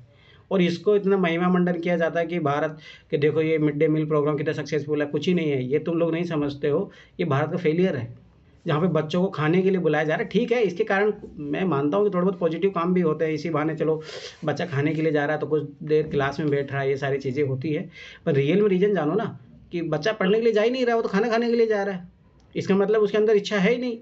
उसकी इच्छा क्या है, उसके घर परिवार की इच्छा क्या होती है कि भाई उसका परिवार ये चाहता है कि भाई हमारा लड़का कुछ पैसा कमाना सीख जाए। ठीक है, तो एजुकेशन मोस्टली आज आप मोस्टली अपने आसपास लोगों देख लो ना कि एजुकेशन पा के क्या कर लोगे, गवर्नमेंट जॉब रहा नहीं है, स्किल आपको एजुकेशन में दिया नहीं जाता। तो प्राइमरी जैसे अभी जो न्यू एजुकेशन पॉलिसी में जोड़ा गया है कि भाई आप उसको स्केलेबल बनाओ, गांधी जी का पहले से ही था कि स्केलेबल एजुकेशन दो, किताबी नॉलेज उसमें क्या ही होगा। आज पीएचडी धारी जो देखो उसका मतलब ग्रुप डी की भर्ती का उसको फॉर्म भर रहे हैं, तो स्वाभाविक सी बात है उससे एजुकेशन का मतलब नहीं है। पहली बात तो ये सारी चीज़ें हो गई। दूसरी देखो एक चीज़, प्राइमरी या फिर हेल्थ सेक्टर की बात करते हैं, जीडीपी का होना चाहिए जो डेवलप्ड कंट्री है 6% होना चाहिए जीडीपी का, अपन कर कितना रहे हैं अपन 2%, 4% का गैप है। उसके कारण ये सारी चीज़ें दिक्कतें होती है। जैसे नर्मदा ने बताया कि इक्विपमेंट अवेलेबल नहीं है, डॉक्टर्स अवेलेबल नहीं होते वहाँ पे, ये सारी चीज़ें होती है। दूसरी चीज़ एजुकेशन में भी यही है कि 2.5% जीडीपी का खर्चा होना चाहिए, अपन कर कितना रहे हैं, शायद 1 या 1.5 के समथिंग कर रहे हैं अपन। तो ये जब तक कमियाँ रहेगी तो स्वाभाविक सी बात है वो जो इंफ्रास्ट्रक्चर जो कमियाँ रहेगी, टीचर्स की अवेलेबिलिटी नहीं होती, इंफ्रास्ट्रक्चर अवेलेबल नहीं है वहाँ पे, ये तभी तो नेगलेक्ट किया जा रहा है ना। तो जब ये सारी चीज़ें होगी तो बच्चे स्कूल नहीं जाएंगे, स्कूल वहाँ अच्छे टीचर नहीं मिलेंगे। ठीक है, टीचर और स्टूडेंट का रेशियो रहता है वो भी ख़राब रहता है। अब इसके कारण क्या होता है, एजुकेशन ख़राब होता है, एजुकेशन ख़राब होता है तो स्वाभाविक सी बात है कि अपन ह्यूमन रिसोर्स का डेवलपमेंट नहीं कर पाते। ह्यूमन रिसोर्स नहीं बनेगा तो सब, जैसे सना ने बताया कि बस साइंस का डेवलपमेंट कैसे होगा। ठीक है, साइंस का मतलब कि अब कैसे अपन प्रोग्रेस कर पाएंगे।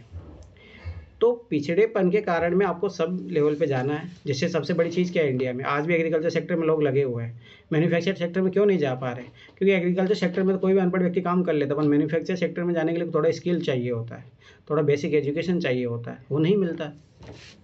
हेल्थ उनका लायक नहीं रहता है कि वो कोल इंडस्ट्री में जाके काम कर पाए, क्योंकि कुपोषण, बच्चों में डायरिया, ये सारी चीज़ें दिक्कतें हो जाती है, उसके कारण ही प्रॉब्लम रहती है। तो आपको इसको हर एरिया से इसको कवर करना है और इसमें कारण ही बताना, आखिर में समाधान भी बताने हैं। तो मेरा मानना है कि सबसे पहले तो डॉक्टर की अवेलेबिलिटी बढ़ानी चाहिए। तो सबसे पहले जैसे मोस्टली ये होता है कि गाँव में कोई डॉक्टर लेना नहीं चाहता है कि मुझे गाँव का, वो शहरों में चाहता है सुविधा है, सब कुछ पैसा कमाने का सब कुछ अवसर। तो ऐसा जैसे बहुत सारे विकसित देशों में ऐसा किया गया कि जैसे गवर्नमेंट की अगर कोई भी डॉक्टर की अगर ज्वाइनिंग होती है तो उसका सबसे पहले कुछ टाइम पीरियड मेंशन किया जाता है कि 5 या 10 साल आपको गांव में ही रहना पड़ेगा और उसमें कोई आपका ट्रांसफ़र नहीं हो सकता। तो ऐसी कोई नेसेसरी कंडीशन पॉलिसी लानी पड़ेगी। टीचर्स का ऐसा होना चाहिए, टीचर स्टूडेंट बैलेंस करना चाहिए, न्यू एजुकेशन पॉलिसी आई है इसको इम्प्लीमेंट करना चाहिए। और सबसे बड़ी बात होती है कि जो लोकेलिटी होते है उसको डिमांड को जरूर समझना होना दो, चाहे प्राइमरी हेल्थ सेक्टर में हो। जैसे मान लो इक्विपमेंट अपन रखे हैं मलेरिया का, डेंगू का, हो सकता है उस एरिया में वो बीमारी ना हो, उस एरिया में कोई दूसरी बीमारी डेवलप हो रही हो, तो वो भी एक ज्योग्राफिकल कंडीशन, ये सब सारी चीज़ों को भी ध्यान में रखा जाना चाहिए। एजुकेशन में यही सारी चीज़ें। तो मेरा मानना कि पहले सोचो कि भारत की चीज़ों में पिछड़ा हुआ है, स्केलेबल नहीं है भारत की, श्रम बल जो है भारत का पिछड़ा वो है, स्केलेबल नहीं है, तो ये कहाँ से आएगा? प्राइमरी एजुकेशन अच्छे से मिलेगी। प्राइमरी एजुकेशन में जब अपन स्केलेबल एजुकेशन को ऐड करेंगे, जैसे न्यू एजुकेशन पॉलिसी में ऐड किया गया है, हेल्थ सेक्टर में क्या इंप्रूवमेंट हो सकता है कि छोटी छोटी बीमारी का होगा, तो ऐसे करोगे तब जाके वो एक अच्छा ऐसे लिखा जाएगा। ठीक है, नगीना ने जैसे अच्छा पॉइंट बताया कि तो उसका मैंने रीज़न यही है कि भाई अपन जितना जीडीपी का जितना परसेंटेज खर्चा करना चाहिए वो नहीं कर रहे हैं, तो सभी बात जब नहीं करोगे तो फिर वही होता है कि लाइनें बहुत लगी हुई है, इक्विपमेंट अवेलेबल नहीं होते, तो वो सारी चीज़ें होती है, फिर डाइवर्सिफाई करते हैं अपन। दूसरी बात एक चीज़ याद रखना कि करप्शन होता है ना बहुत ज्यादा, तो कहाँ से अवेलेबल हो चीजें। हाँ, वो भी एक कारण मान सकते हो। दूसरे कारण है कि होता है कि मिसयूज मैन पावर ही कर रही है, और सही जो सही बात ये है ना कि पॉपुलेशन मतलब जो रेशियो होना चाहिए हेल्थ प्रोवाइडर हाँ। और आम पॉपुलेशन का, वो भी फुलफिल नहीं हो पाता गवर्नमेंट की तरफ से। अब दूसरी सबसे बड़ी बात ये चीज़ सोचो ना आप, जैसे मान लो कि अगर कोई एजुकेशन नहीं मिल रही है तो फिर अंधविश्वास इन सब चीज़ों में जाएंगे, तो स्वाभाविक सी बात है। तो इसके लिए फिर नई नई टेक्नोलॉजिकल आपको एडवांसें करना पड़ेगी, ई मेडिसिन हो गया, ई टेलीमेडिसिन हो गया, इस टाइप के आविष्कार करना पड़ेंगे कि शहर में जो बेटर जो डॉक्टर है, मान लो कि गांव वाले लोग ट्रांसपोर्ट करने का सिस्टम, वो सारी चीज़ें अवेलेबिलिटी नहीं रहती है, तो वैसा सिस्टम करना पड़ेगा। तो वही है कि टेक्नोलॉजिकल अपग्रेडेशन तो सॉल्यूशन है ही इन सब चीज़ों का। एजुकेशन का ले लो, ऑनलाइन एजुकेशन अपने को प्रमोट करनी चाहिए, प्राइमरी एजुकेशन के लिए सब्स्टिट्यूट के रूप में देखा जाना चाहिए, उसमें कोई बड़ी बात है नहीं। चलो ठीक है, नेक्स्ट टॉपिक की तरफ चलते हैं। पक्षपातपूर्ण मीडिया भारत के लोकतंत्र के समक्ष एक वास्तविक खतरा है, तो बताइए नगीना कैसे खतरा है? सर मैंने तैयार नहीं किया था पहले। अरे बात तैयार करने की क्या है, तुम्हारे एग्जाम में क्या तुम तैयार करके जाओगे? पहली बात तो करना चाहिए, आप लोगों की गड़बड़ी है। मैं 3-3 दिन की 4 दिन क्लास नहीं हुई है, उसके बावजूद तुम लोग ये तैयार नहीं कर पाए। अब इसमें तो ये तो नहीं बोल सकते तुम्हारे पास टाइम नहीं है। नम्रता बताइए, पक्षपातपूर्ण मीडिया भारत के लोकतंत्र के समक्ष एक वास्तविक खतरा है, कैसे? इसको डिकोड करने के लिए पहले तो मीडिया के बारे में बताएंगे कि मीडिया क्या है, मतलब, और फिर लोकतंत्र क्या है, फिर लोकतंत्र में मीडिया की भूमिका क्या है, फिर मीडिया इस मतलब मीडिया को 2 चीजों में डिवाइड करेंगे, एक पक्षपातपूर्ण मीडिया, एक स्वतंत्र मीडिया। फिर दोनों के प्रोज और कॉन्स पे मतलब कंपैरिजन करते हुए मेन बॉडी बनाएंगे, और एग्जांपल जो भी मिलते जाएंगे उनको इंक्लूड करते हुए। जैसे ये आएगा क्या, जैसे मतलब अगर क्या कहते हैं, अपनी जो ये मिसाइल है वो मिसाइल है, उसको खुलेआम मीडिया में दिखाना, फिर उससे वो दूसरे देश भी वही जानकारी मिलती है तो वो उससे ज्यादा अच्छी मिसाइल डेवलप कर लेते हैं। तो ये इस तरह मतलब इंटरनल सिक्योरिटी को थ्रेट होता है मीडिया की वजह से।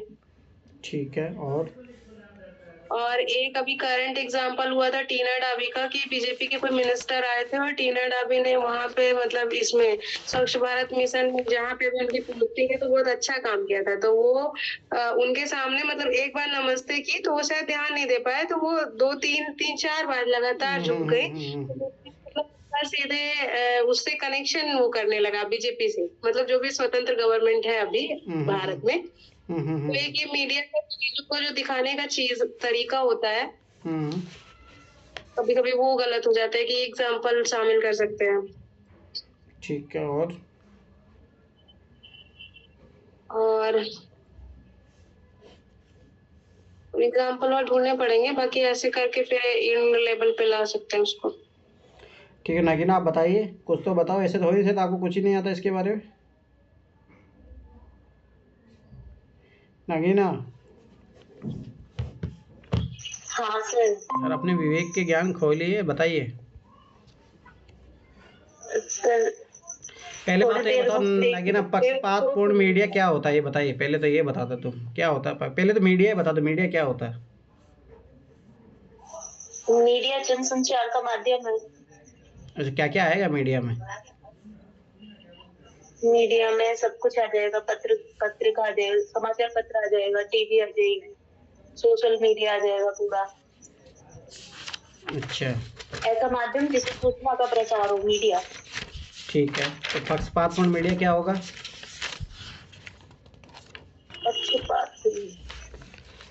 जहाँ तथ्यों और आंकड़ों को सही रूप से प्रस्तुत न करके विकृत रूप से प्रस्तुत किया जाए, या तोड़ मरोड़ के प्रस्तुत किया जाए, या बढ़ा चढ़ा के प्रस्तुत किया जाए। ठीक है, तो लोकतंत्र क्या होगा? जहाँ लोगों के द्वारा सरकार चुनने की आजादी। हाँ, ये वास्तविक खतरा क्या होगा? वास्तविक खतरा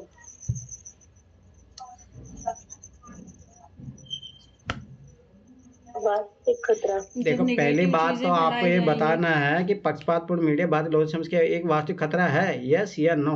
वास्तविक खतरा है तो किस तरीके से है, नहीं है तो किस तरीके से नहीं है भी नहीं भी सर, दोनों आएगा इसमें। क्यों नहीं? कैसे आएगा? पक्षपात मीडिया खेल रहे हो तो भाई, जैसे मान लो मैं वोटिंग के लिए मैंने कर दिया। वंचित वर्गों के लिए भी तो होता है, तो सर वो पक्षपात वंचित वर्गों के लिए होगा तो वो खतरा नहीं होगा ना। अच्छा, और अगर हम पक्षपात सरकार के लिए कर रहे हैं, तानाशाही के लिए कर रहे हैं, तो वहाँ खतरा आएगा। वहीं अगर हम किसी रेप, जैसे कि सर जो भी यहाँ पे कोलकाता में हुआ था आर्टिकल, तो अगर वहाँ मीडिया पक्षपात लड़की हो रही है और उसको इंसाफ दिलाने की मांग कर रही है, तो सर वो उसके लिए खतरा नहीं है ना, पक्षपात है तो पक्ष ही वो भी। अच्छा, यहाँ तो सेंटेंस को डिफाइन कर रहा है ना कि पक्षपातपूर्ण मीडिया भारत के लोकतंत्र के समक्ष एक वास्तविक खतरा है। क्योंकि अगर उसको पूछना होता तो जैसे नीचे पूछा है, भारत में बेरोजगारी का खतरा अथवा पुनर्कौशल, मतलब यहाँ पे उसके नेगेटिव पॉजिटिव पॉइंट दोनों पूछा है, तब ना ये सेंटेंस ऐसे दिया हुआ है 8th वाला। तो लेकिन हम पूरा नेगेटिव नहीं लिखेंगे, लेकिन ज्यादा हम खतरा ही लिखेंगे, लेकिन हम उसका पॉजिटिव पॉइंट भी एंड में डालेंगे ताकि उसको नेगेटिव ना दिखे कि हाँ अच्छे काम भी हो रहा है, ऐसा भी लिखेंगे। ठीक है, तो बताइए, आप बताइए फटाफट। सर मैं बताऊंगी, पक्षपातपूर्ण मीडिया भारत के लोकतंत्र के समक्ष एक महत्वपूर्ण, एक वास्तविक खतरा है।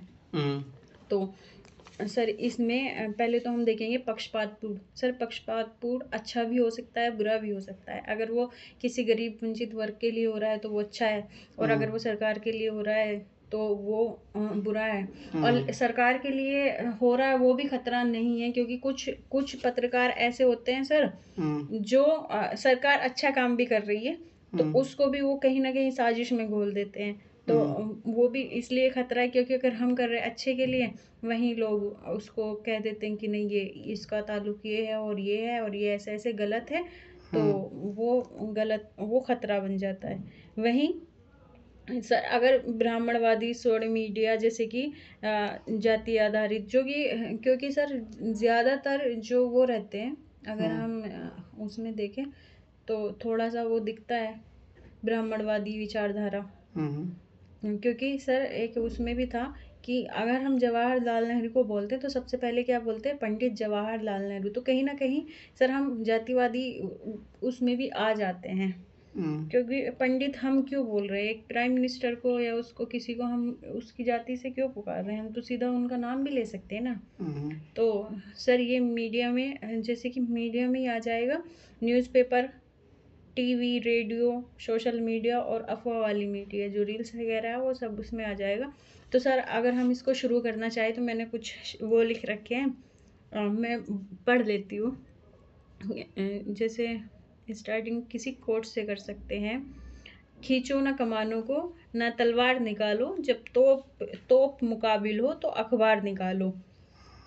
और एक और है सर, हत्याओं को सनसनी बनाकर चिल्ला रही है हरकारा, हत्याओं से नहीं, बलात्कारों और डकैतियों से नहीं, ऐसी खबरों पर लोगों का ध्यान न जाने पर घबरा रहा है हरकारा। ऐसे कुछ और भी लिखे हैं सर, पढ़ दूँ सर? नहीं, काम कीजिए वो पढ़ो। सर ये भी है तो उस पे ही ना सर। ठीक है सर, तो ये जो मैंने लिखा है पढ़ के सुना दूँ कि ऐसे?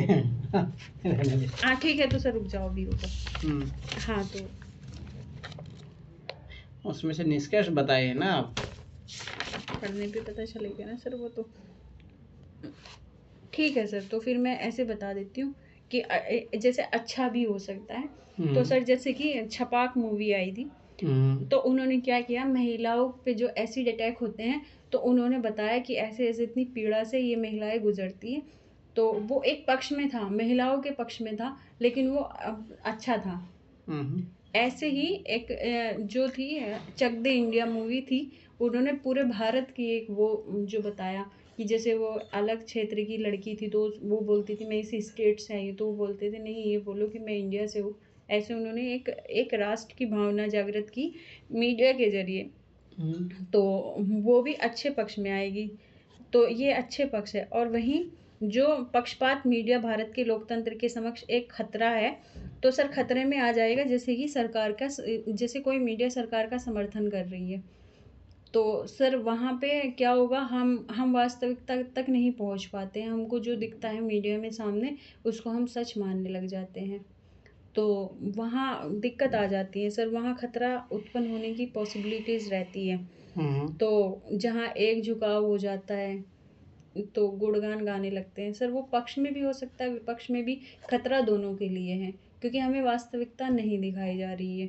सर ऐसे ही एक एग्जांपल है, जैसे कि वहीं खतरा हो जाता है सर जो ये रहता है साइबर हैकिंग जो रहती है सर, वहीं जो महिलाएं होती हैं उनकी प्राइवेसी को हैक करके सोशल मीडिया पे अपलोड कर देते हैं, वो भी एक खतरा है सर। और जो ये लीक हो जाती है इंफॉर्मेशन, पर्सनल इंफॉर्मेशन लीक हो जाती है राष्ट्र की, तो वो भी एक सोशल मीडिया खतरा ही है सर।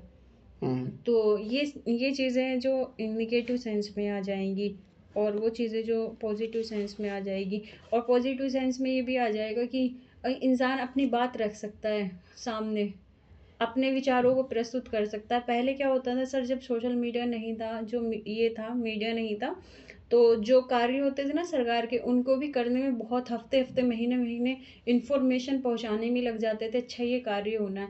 लेकिन मीडिया से ये हुआ कि एक जगह से बैठ के आप मैसेज पहुंचा सकते हो कि ये काम होना है, इस डेट को होना है, ऐसे ऐसे पूरी इन्फॉर्मेशन मीडिया के जरिए दे के, उससे क्या होता है समय बचता है और वो उससे हो जाता है। ठीक है। और वहीं कुछ अफवाहें उड़ा जाती है, मिसमैच हो जाता है, तो उससे नुकसान भी हो जाता है। कहीं मॉब लिंचिंग, ये गलत मैसेज पहुंचा के भ्रमित करते हैं, तो वो चीज़ें भी हो जाती है सर।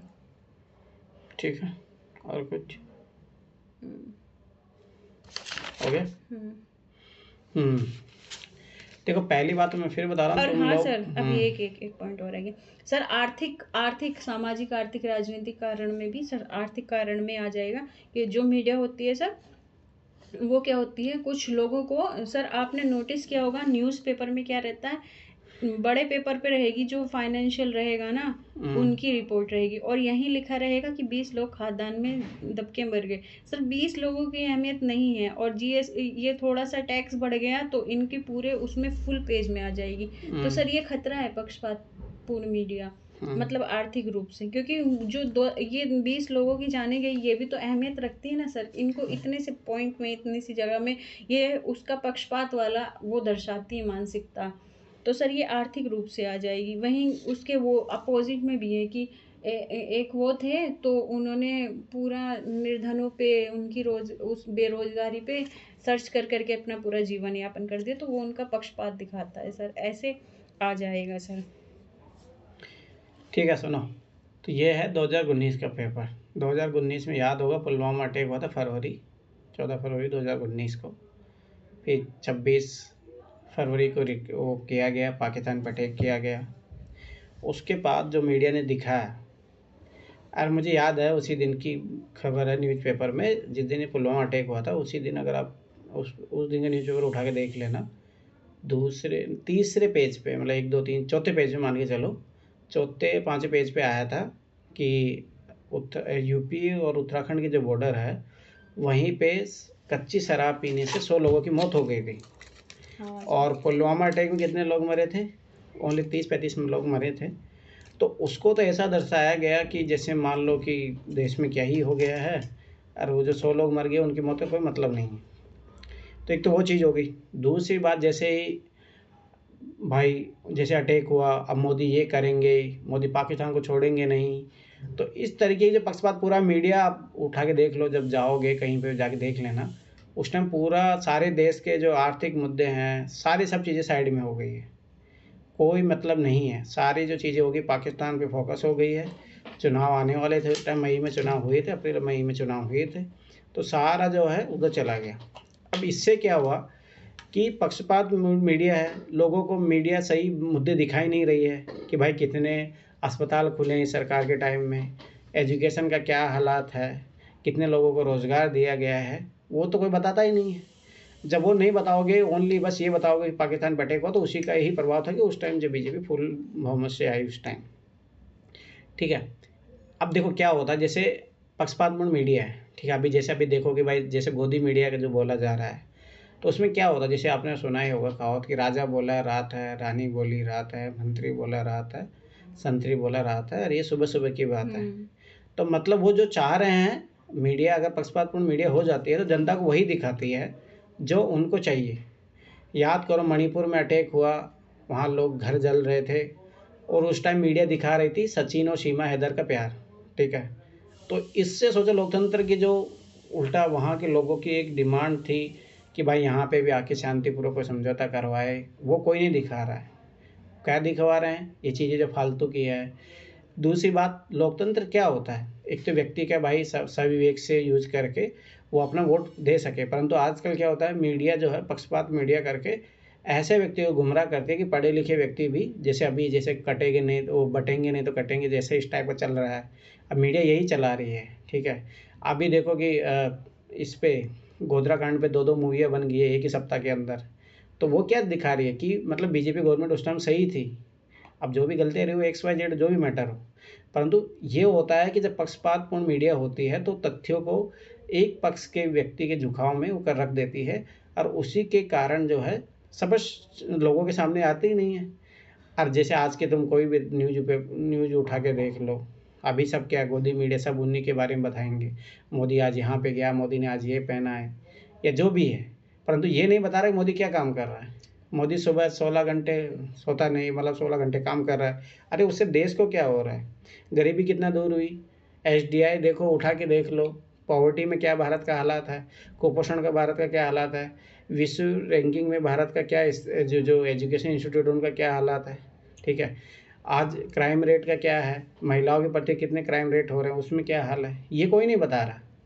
तो स्वाभाविक सी बात है कि हर एक चीज़ हमेशा याद रखना कि तर्क और वितर्क तभी ही पैदा होता है, ये तार्किक व्यक्ति तभी पैदा होता है जब उसके पास, अब जैसे मान लो कोई व्यक्ति है पढ़ा लिखा है कोई नहीं, पर वो न्यूज़ देख रहा है तो उसको तो लगेगा कि देश में लव जिहादवादी हो रहा है, हिंदू मुस्लिम ही हो रहा है, हिंदू खतरे में है, वो तो मीडिया देखे तो ऐसा ही है, परंतु वास्तविक धरातल पे तो कुछ और है ना। बंगाल में जो अटैक हुए, अब आज भी जाके देख लो बंगाल में क्या हो रहा है वहाँ पे, वो कोई नहीं दिखा रहा कि वहाँ पे आज पंचायतों के चुनाव में लोग मारे जा रहे हैं हिंदू मुस्लिम के नाम पे, रोटियाँ अपने सेक रहे हैं। नूहू कांड देख लो यहाँ पे हरियाणा में जो हुआ, हाथरस कांड देख लो, तो दिखा क्या रही है। तो यही होता है कि लोकतंत्र के लिए खतरा है, क्योंकि लोकतंत्र में ये मीडिया चैनल वाले ये नहीं दिखाते कि वोट आप कितने मूल्यवान है, आपको कितना सोच समझ के वोट देना चाहिए। तो वो सारी चीज़ें जब स्वाभाविक सी बात है, लोकतंत्र के लिए यही चीज़ें ख़त्म हो जाएगी तो फिर वो कैसे काम चलेगा। या मान लो कि हॉर्स ट्रेडिंग हो रही है, तो उन नेताओं का अच्छे से नाम लिया जा रहा है, इधर भाग रहे उधर भाग रहे, ये नहीं बता रहे कि इनके नैतिक मूल्य पतन हो चुका है, पैसों के लिए अपने जो है वोट उसको बेच चुके हैं। तो ये सारी चीज़ें कौन सिखाएगा, तो मीडिया का वो काम है नहीं, पर मीडिया काम वो कर रही है जो उसका काम नहीं है। तो इसके कारण खतरा है, स्वाभाविक सी बात है, इसको मानना चाहिए। पर मैं फिर बार बता रहा हूँ कि हाँ ठीक है कि कुछ कुछ चीज़ें जहाँ पे सकारात्मक बोलते हैं ना, पॉजिटिव डिस्क्रिमिनेशन, वहाँ पे अगर थोड़ा बहुत पक्षपात हो रहा है, जैसे महिलाओं की स्थिति दिखाने के लिए वहाँ पे थोड़ा बहुत संवेदनशील बनाया जा रहा है, तो वो ठीक है, क्योंकि महिलाओं की स्थिति तो और ज़्यादा उससे भाई बदतर स्थिति में है। परंतु वहाँ पे थोड़ा बहुत पक्षपात हो जाता तो कोई दिक्कत नहीं। महिलाओं के जैसे मान लो कि अपना जो कॉन्स्टिट्यूशन है उसमें भी तो ये प्रोविज़न किए गए हैं ना भाई, जो जिस मान लो कि जो जब भी कुचले लोग हैं उनको थोड़ा ऊपर उठाने के लिए अगर पक्षपात किया भी जा सकता है तो कुछ उसमें वो नहीं है, सकारात्मक विविधीकरण की नीति होती है वो।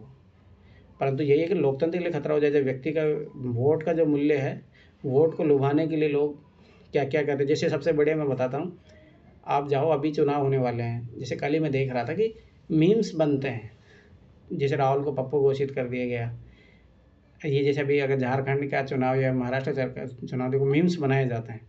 अब इससे क्या होता है कि जैसे ठीक हो तो दोनों तरफ से ही करते हैं, पर इससे ये होता है कि जो मान लो कि ये तो कोई मायने नहीं रखता, परंतु बड़े बड़े जो चैनल है ABP, जो पढ़े लिखे लोग तो सब घरों में जाके देखो, जो अनपढ़ है सबके उनमें वही घरों में वही चलता है। तो आज उनसे जाके पूछो तो क्या चल रहा है, लव जिहादवाद चल रहा है, कटेंगे नहीं बटेंगे नहीं, ये सब सारी चीज़ें। तो इसका क्या होगा, देश में धार्मिक उन्माद का होगा, हिंसा फैलेगी। ठीक है। दूसरा एक और चीज़ देखो, कभी भी आर्थिक आंकड़े नहीं बताएंगे ये लोग, आर्थिक आंकड़े की जगह दूसरे मुद्दे उठा देंगे। ठीक है। भारत का उधर याद करो, जो लॉकडाउन में 2020 में चाइना वहाँ तक अटैक कर दिया था, कोई नहीं बता रहा था उसको, ये कौन बताएगा। ठीक है। भारत में जल की कितनी भयंकर समस्या है, कौन बताएगा, कौन कवर करेगा। भारत में आज भी न्याय उपलब्ध नहीं है, लोगों को मार दिया जाता है, ये कौन बताएगा। तब जब ये चीज़ें बताने लगेंगे तो सरकार में प्रश्न चिन्ह खड़े हो जाएंगे ना। तो सोचो, मीडिया लोकतंत्र का चौथा स्तंभ बोला जाता है, जब ये सारी चीज़ें खत्म हो जाएगी तो स्वाभाविक सी बात है, दिक्कत तो होगी ना। क्योंकि उससे पता, याद रखना कि जब मीडिया अगर स्वतंत्र रूप से काम कर रही है ना, तो ये जो नेता लोग हैं, जितनी सरकारें बनी है, इनके हाथ पाँव खुल जाएंगे। तो इसीलिए सब अपने कंट्रोल करने की सोचते हैं, तो वो नकारात्मक है। तो ये चीज़ याद रखना। हेल्थ सेक्टर का देख लो, जाके देखो, अभी भी अगर कोई मान लो प्राइमरी हेल्थ सेक्टर में जाके देखो कितना बुरा हाल है। अगर ये कवर करे मीडिया तो भाई सबाई से बात, वहाँ का जो एमएलए होगा, एमपी होगा, उसको काम करना पड़ेगा ना। अपनी ये कोई दिखाता नहीं है, सीमा हैदर दिखा दो, भारत पाकिस्तान हिंदू मुस्लिम दिखा दो, या कोई जादू टोना सिखा दो तो ये सारी चीज़ें दिखाओगे तो सबाई सी बात है, जो वास्तविक जो चीज़ें वो नहीं निकल के आएगी ना, वास्तविक चीज़ें नहीं निकल के आएगी। तो इसी कारण है कि भारत पिछड़ा हुआ है। तो ऐसे करके आपको मोल्ड करना पड़ेगा और दिखाना पड़ेगा कि जो वास्तविक जो समस्या ये है, अगर मीडिया अपने जगह पे काम करे तो बहुत सारी चीज़ें समझ। फिर आप एक दो केस स्टडी डाल दो जहाँ पे मीडिया ने अच्छे से काम किया, या कॉमनवेल्थ घोटाला हो, 2G स्पेक्ट्रम घोटाला हो, इनको निकाला उन्होंने, अगर जहाँ अच्छे से काम किया गया है। ठीक है। तो ऐसे आपको दोनों बैलेंस रूप से डालना पड़ेगा। चलो ठीक है, 8 टॉपिक के बारे में बताइए ना कि ना, सो गए क्या सब लोग? नगीना बताइए, बताइए नगीना। कृत्रिम बुद्धि का उत्थान, भविष्य में बेरोजगारी का खतरा अथवा पुनर्कौशल और उच्च कौशल के माध्यम से बेहतर रोजगार के सृजन का अवसर। इसमें दो चीजें हैं।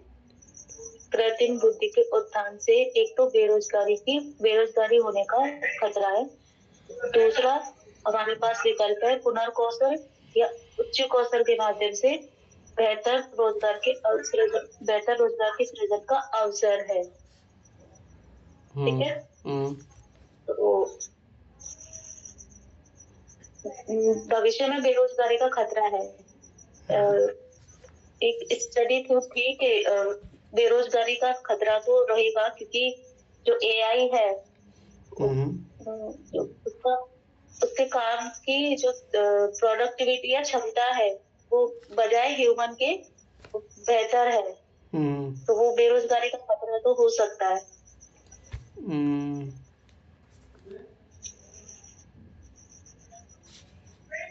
अब इसमें पुनर्कौशल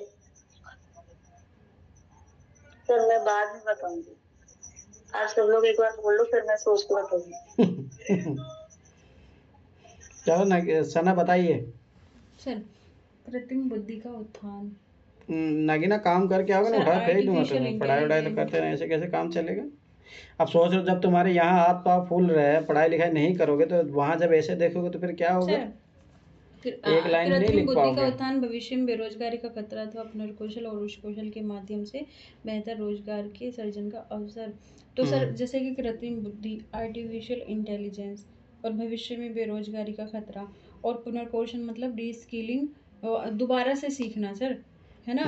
और उच्च कौशल मतलब अच्छे से कौशल, हाई स्किल डेवलप्ड करना। सर ये ऐसे है ना सर, आर्टिफिशियल इंटेलिजेंस सर, जैसे कि कुछ देशों में देखो तो रोबोट बना लिए सर उन्होंने, और रोबोट से क्या क्या वो कार्य करा रहे सर। जब वो उनसे कार्य कराएंगे सर, रोबोट की एक तो खासियत है कि वो थकेगा नहीं, है ना, श्रम नहीं लेगा। तो उससे क्या होगा, कंपनी को फायदा होगा। कंपनी को फायदा होगा तो सर वो इंसानों को क्यों रखेगी। जब वो इंसानों को नहीं रखेगी तो उससे क्या होगी, इंसानों के उनके रोजगार खत्म हो जाएंगे और उससे बेरोजगारी आ जाएगी।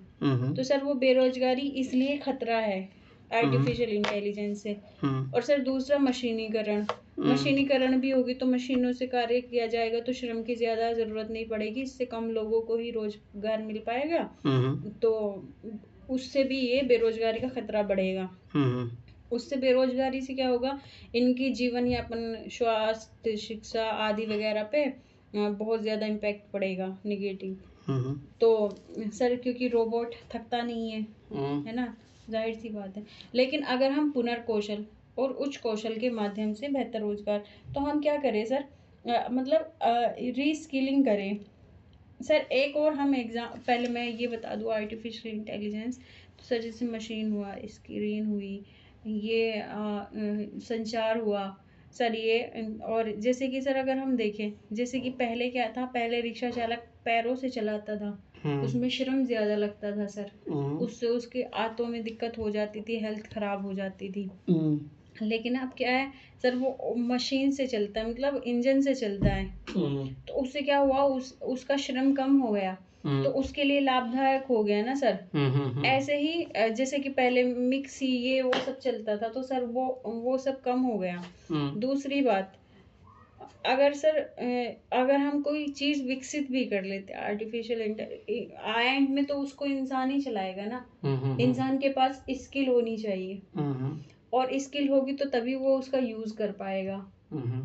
इसलिए उससे हम उसको यूज़ करने से, क्योंकि कुछ भी अभी तक जो बना है वो इंसानों के लिए ही बना है, इंसान उसके लिए नहीं बना है। तो अगर हम हाई स्किल रीस्किलिंग और हाई स्किल्स अगर हम डेवलप करते हैं, तो सर उससे क्या होगा, हमारे जो रोजगार के सर्जन हैं और उसका हम यूज़ करके कैसे इनकम कर सकते हैं, वो हम वो कर सकते हैं, उत्पन्न कर सकते हैं। तो वो उससे बेरोजगारी को कम कर सकता है, रोजगार के वो कर सकता है। और कुछ? ठीक है।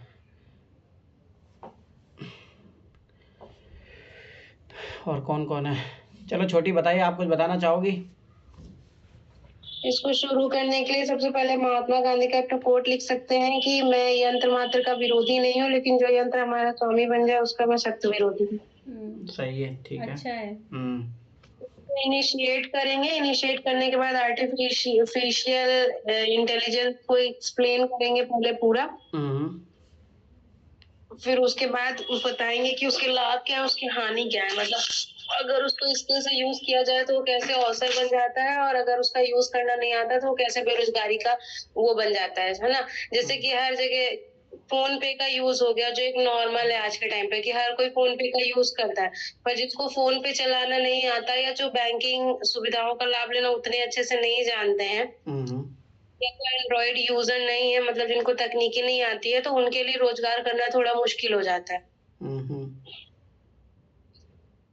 तो जहाँ शिक्षित लोगों के लिए मतलब ये त्वरित कम समय में समय बचाने वाला साधन बन जाता है, वहीं पे जो अशिक्षित है उनके लिए वो उनके जीवन यापन के लिए खतरा बन जाता है। ऐसे और एग्जाम्पल और ढूंढने पड़ेंगे। और कुछ नगीना, कुछ बताना चाहोगे तुम अब? और एक एग्जाम्पल ये डाल सकते हैं, रोबोट मूवी का, रोबोट 2.0 जो आई थी, कि जैसे अगर टेक्नोलॉजी ही बढ़ती चली गई, तो लेकिन टेक्नोलॉजी जो है वो मानव को अपना दास बनाने के लिए भी करती है, मतलब कोशिश करेगी। जैसे रोबोट 2.0 में हुआ था कि वो अपने तरह की एक सेना बना लिया था, और वो मतलब मानव जाति को खत्म करने के लिए निकल पड़े थे सबके सब। 2.0 का एग्जाम्पल डाल सकते हैं। और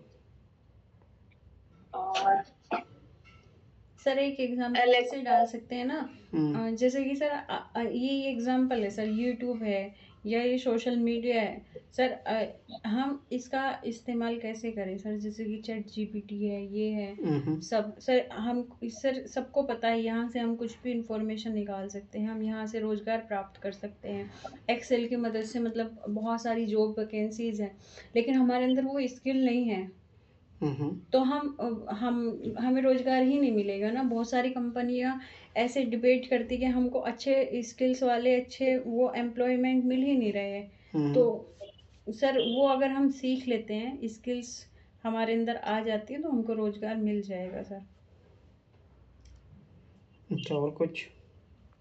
और एक ये है कि मशीनों से भले हम जितना भी लाभ ले ले, पर हमें मतलब ग्राउंड लेवल पे काम करने के लिए कहीं ना कहीं भावनात्मक जुड़ाव की जरूरत होती है, जो मशीनों के अंदर नहीं होता है। ठीक है। इसका करेंट एग्जाम्पल एक मूवी वो थी, शाहिद कपूर और कृति सेनन की मूवी आई थी अभी, देखा था वो मूवी, देखा था। है ना। वो उसका पूरा सिस्टम गड़बड़ा जाता है लास्ट में। शादी वादी को जला वो देती, मंडप मंडप को। हाँ, सब जला रहे थे। तो भावनात्मक जुड़ाव खत्म हो जाएगा, और कहीं ना कहीं भावनात्मक जुड़ाव की जरूरत होती है, मतलब बेसिक तौर पे काम करने के लिए। ठीक है, और कुछ नागिना, आप कुछ वक्तव्य देना चाहोगे? आप कुछ टिप्पणी करना चाहोगे आप? मैं तो सर ये सोच रही हूँ कि जिसके पास कृत्रिम बुद्धिमत्ता, आर्टिफिशियल इंटेलिजेंस है, वो उसका यूज करके आगे बढ़ जा रहा है। और जिसकी पहुंच नहीं है आर्टिफिशियल इंटेलिजेंस तक, वो तो कितने ही मामलों में कोशिश कर ले, वो तो उसके मुकाबले तो वो पीछे ही रहेगा। ठीक है। तो उससे क्या होगा सर, एक खाई बन जाएगी सर। स्किलिंग वाले हाई उस पे पहुंच जाएंगे, जिनके पास स्किल नहीं वो गरीब के गरीब रह जाएंगे सर। तो वो एक बेरोजगारी का खतरा बन जाएगा। और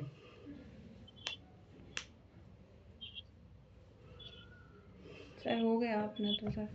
चलो ठीक है, सुनो इधर, मैं एक स्टोरी बताता हूँ। देखो, कृत्रिम बुद्धि जो आर्टिफिशियल इंटेलिजेंस है, तो आर्टिफिशियल इंटेलिजेंस आजकल कहाँ काम कर रही है। जैसे अभी अगर आप देखोगे तो चैट जीपीटी भी आर्टिफिशियल इंटेलिजेंस का ही है। तो ये जितने भी क्रिएटर जो जॉब होते हैं वो ख़त्म कर देगी एक तरीके से। बात तो सही है। मान लो कि जैसे अभी क्या, मैं जब मेंस की तैयारी कर रहा था तब गए थे कोचिंग में, तो उन्होंने बोला कि देखो ये तरीका हम बता रहे हैं, ये से कर लेना नोट्स। हम तो आजकल हटा चुके हैं अपने नोट्स बनाने वाली टीम को, हमें ऐसे करते हैं, फटाफट वो दे देता है। जब फिर मैंने उनका कंटेंट पढ़ा तो उसमें कमियां थी, फिर उसके लिए उनको फिर एक प्रूफ रीडर रखना पड़ रहा था। तो भाई पहली बात तो ये है कि टेक्नोलॉजी ऐसा नहीं है कि, हाँ ये पहली बात, उस टेक्नोलॉजी को यूज़ करने के लिए भी एक मैन पावर की ज़रूरत होती है, क्योंकि आर्टिफिशियल इंटेलिजेंस ऑटोमेटिक तो कुछ काम नहीं करेगी ना। जैसे मान लो कि रोबोट है, तो रोबोट बनाने के लिए भी तो लोग चाहिए ना। रोबोट का ऑटोमेटिक बन जाएगा क्या? ठीक है, वो किसी इंडस्ट्री में जाके काम करेगा, परंतु उसको बनाने के लिए तो रोज़गार चाहिए ना। तो इसका सबसे पहला बेस्ट एग्जांपल है कि जब भारत में कंप्यूटर आने वाले थे, उस टाइम में भी यही बात बोली गई थी।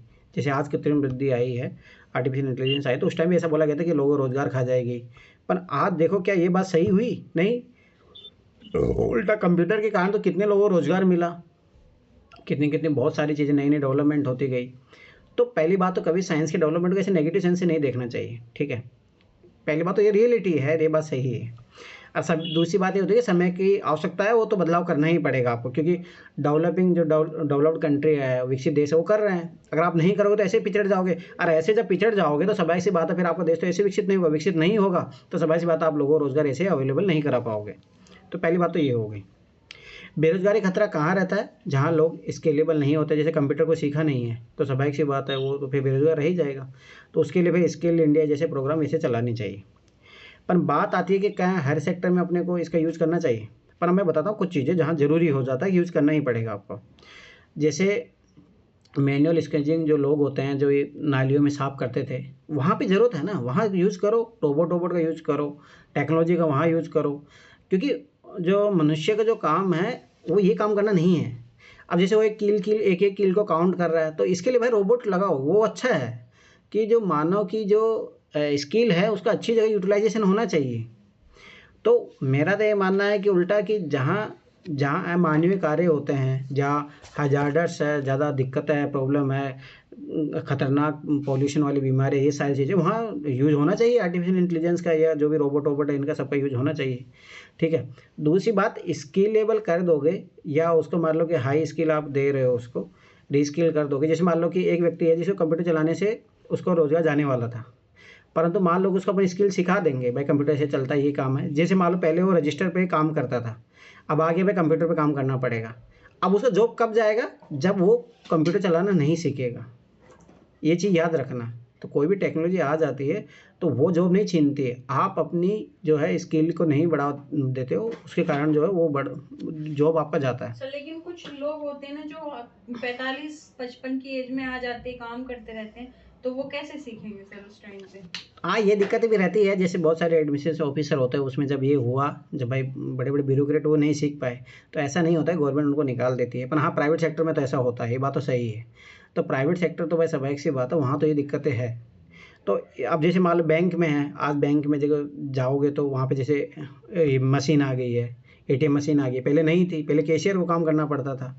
तो परंतु आज कैशियर का काम ऐसा नहीं, आज भी है, पर आज उसका दूसरा कामों में उसको कर दिया गया है, एटीएम अपना भी काम कर रही है। तो चीज़ें ऐसा नहीं है, समय की जैसे जनसंख्या पॉपुलेशन बढ़ रही है, सर्विस की डिमांड बढ़ रही है, तो चीज़ें बढ़ेगी, और बढ़ेगी तो चीज़ों को डिमांड एंड सप्लाई के लिए भाई टेक्नोलॉजी की ज़रूरत तो पड़ेगी। तो वहाँ पे हाँ, ये चीज़ें रहेगी दिक्कत कि भाई किसी को बेरोज़गारी भी हो जाएगी, पर ऐसा नहीं होता है, समय के साथ है ना समायोजन हो जाता है। तो इसको पॉजिटिव नोट पे ही एंड ख़त्म करना है, ऐसा नहीं कि भाई आर्टिफिशियल इंटेलिजेंस का ये खतरा है, बेरोज़गारी है, इसको हटा देना चाहिए, ये या नहीं, वो याद रखना ये सब गलत है। आपको इसको सकारात्मक पक्ष में ही लेके चलना है। हाँ, स्किलिंग की ज़रूरत पड़ेगी, आप स्किलिंग भी लानी पड़ेगी, इसीलिए अपन नई शिक्षा नीति में स्किलिंग को जोड़े हैं, नए जैसे स्किल के लिए मिशन भी चलाए गए हैं, ठीक है। तो ये कौशल भारत अभियान, कुशल भारत, सशक्त भारत, इस टाइप के जो प्रोग्राम हैं ये चलाए जा रहे हैं, तो स्वाभाविक सी बात है, ये चीज़ ज़रूरी भी है।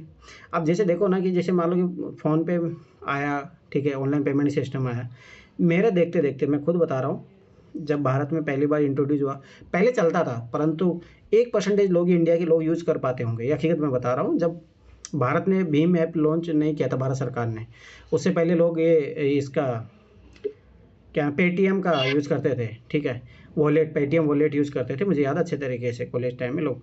पर जब जैसे 2018 में भीम ऐप सरकार ने लॉन्च किया, उसके फीचर इतने ईजी रहे, आराम से कनेक्ट हो जाता है बैंक अकाउंट से, हर कोई कर सकता है। जब इस चीज़ का यूज़ हुआ, आज जाके देखो तुम रेडी पटरी वाले भी यूज़ कर रहे हैं। अगर सोचो अपन ये सोच लेते कि अरे नहीं, ये तो प्रॉब्लम क्रिएट करेगा, इसकी ये सारी चीज़ें, बहुत सारी दिक्कतें हैं, ये है, साइबर अटैक भी, ये सब सारी चीज़ें होती है, परंतु क्या उल्टा सोचो उसका समाधान है। दूसरी बात आर्टिफिशियल इंटेलिजेंस ये सोचो बहुत सारी आपको बहुत सारी समस्याओं से तो बचाता है। जैसे मान लो कि साइबर अटैकिंग है, ये अलर्ट कर देता है आपको, फ़ोन में बहुत सारे जो मैसेज आता है ऑटोमेटिक, या जो मान लो आर्टिफिशियल इंटेलिजेंस का सिमुलेशन में काम आता है कि मौसम का सिमुलेशन कैसे किया जाएगा, ठीक है, एग्रीकल्चर के सिमुलेशन में काम आएगा, किस चीज़ का। आजकल तो ऐसे ऐसे ऐप आ गए हैं कि आप उस पर इनपुट डालो कि मुझे इस सीज़न में कौन सी फसल उगानी चाहिए, क्या करना चाहिए, वो सब बता देता है। तो ये चीज़ तो सोचो ना उल्टा कि इसका पॉजिटिव यूज़ कितना है। और हमेशा एक चीज़ याद रखना, टेक्नोलॉजी का कुछ ना कुछ थोड़ा बहुत नेगेटिव रहता है, परंतु ज़्यादा क्या होता था, लाइन लगी रहती थी सर, अब कोई जाता ही नहीं बैंक में।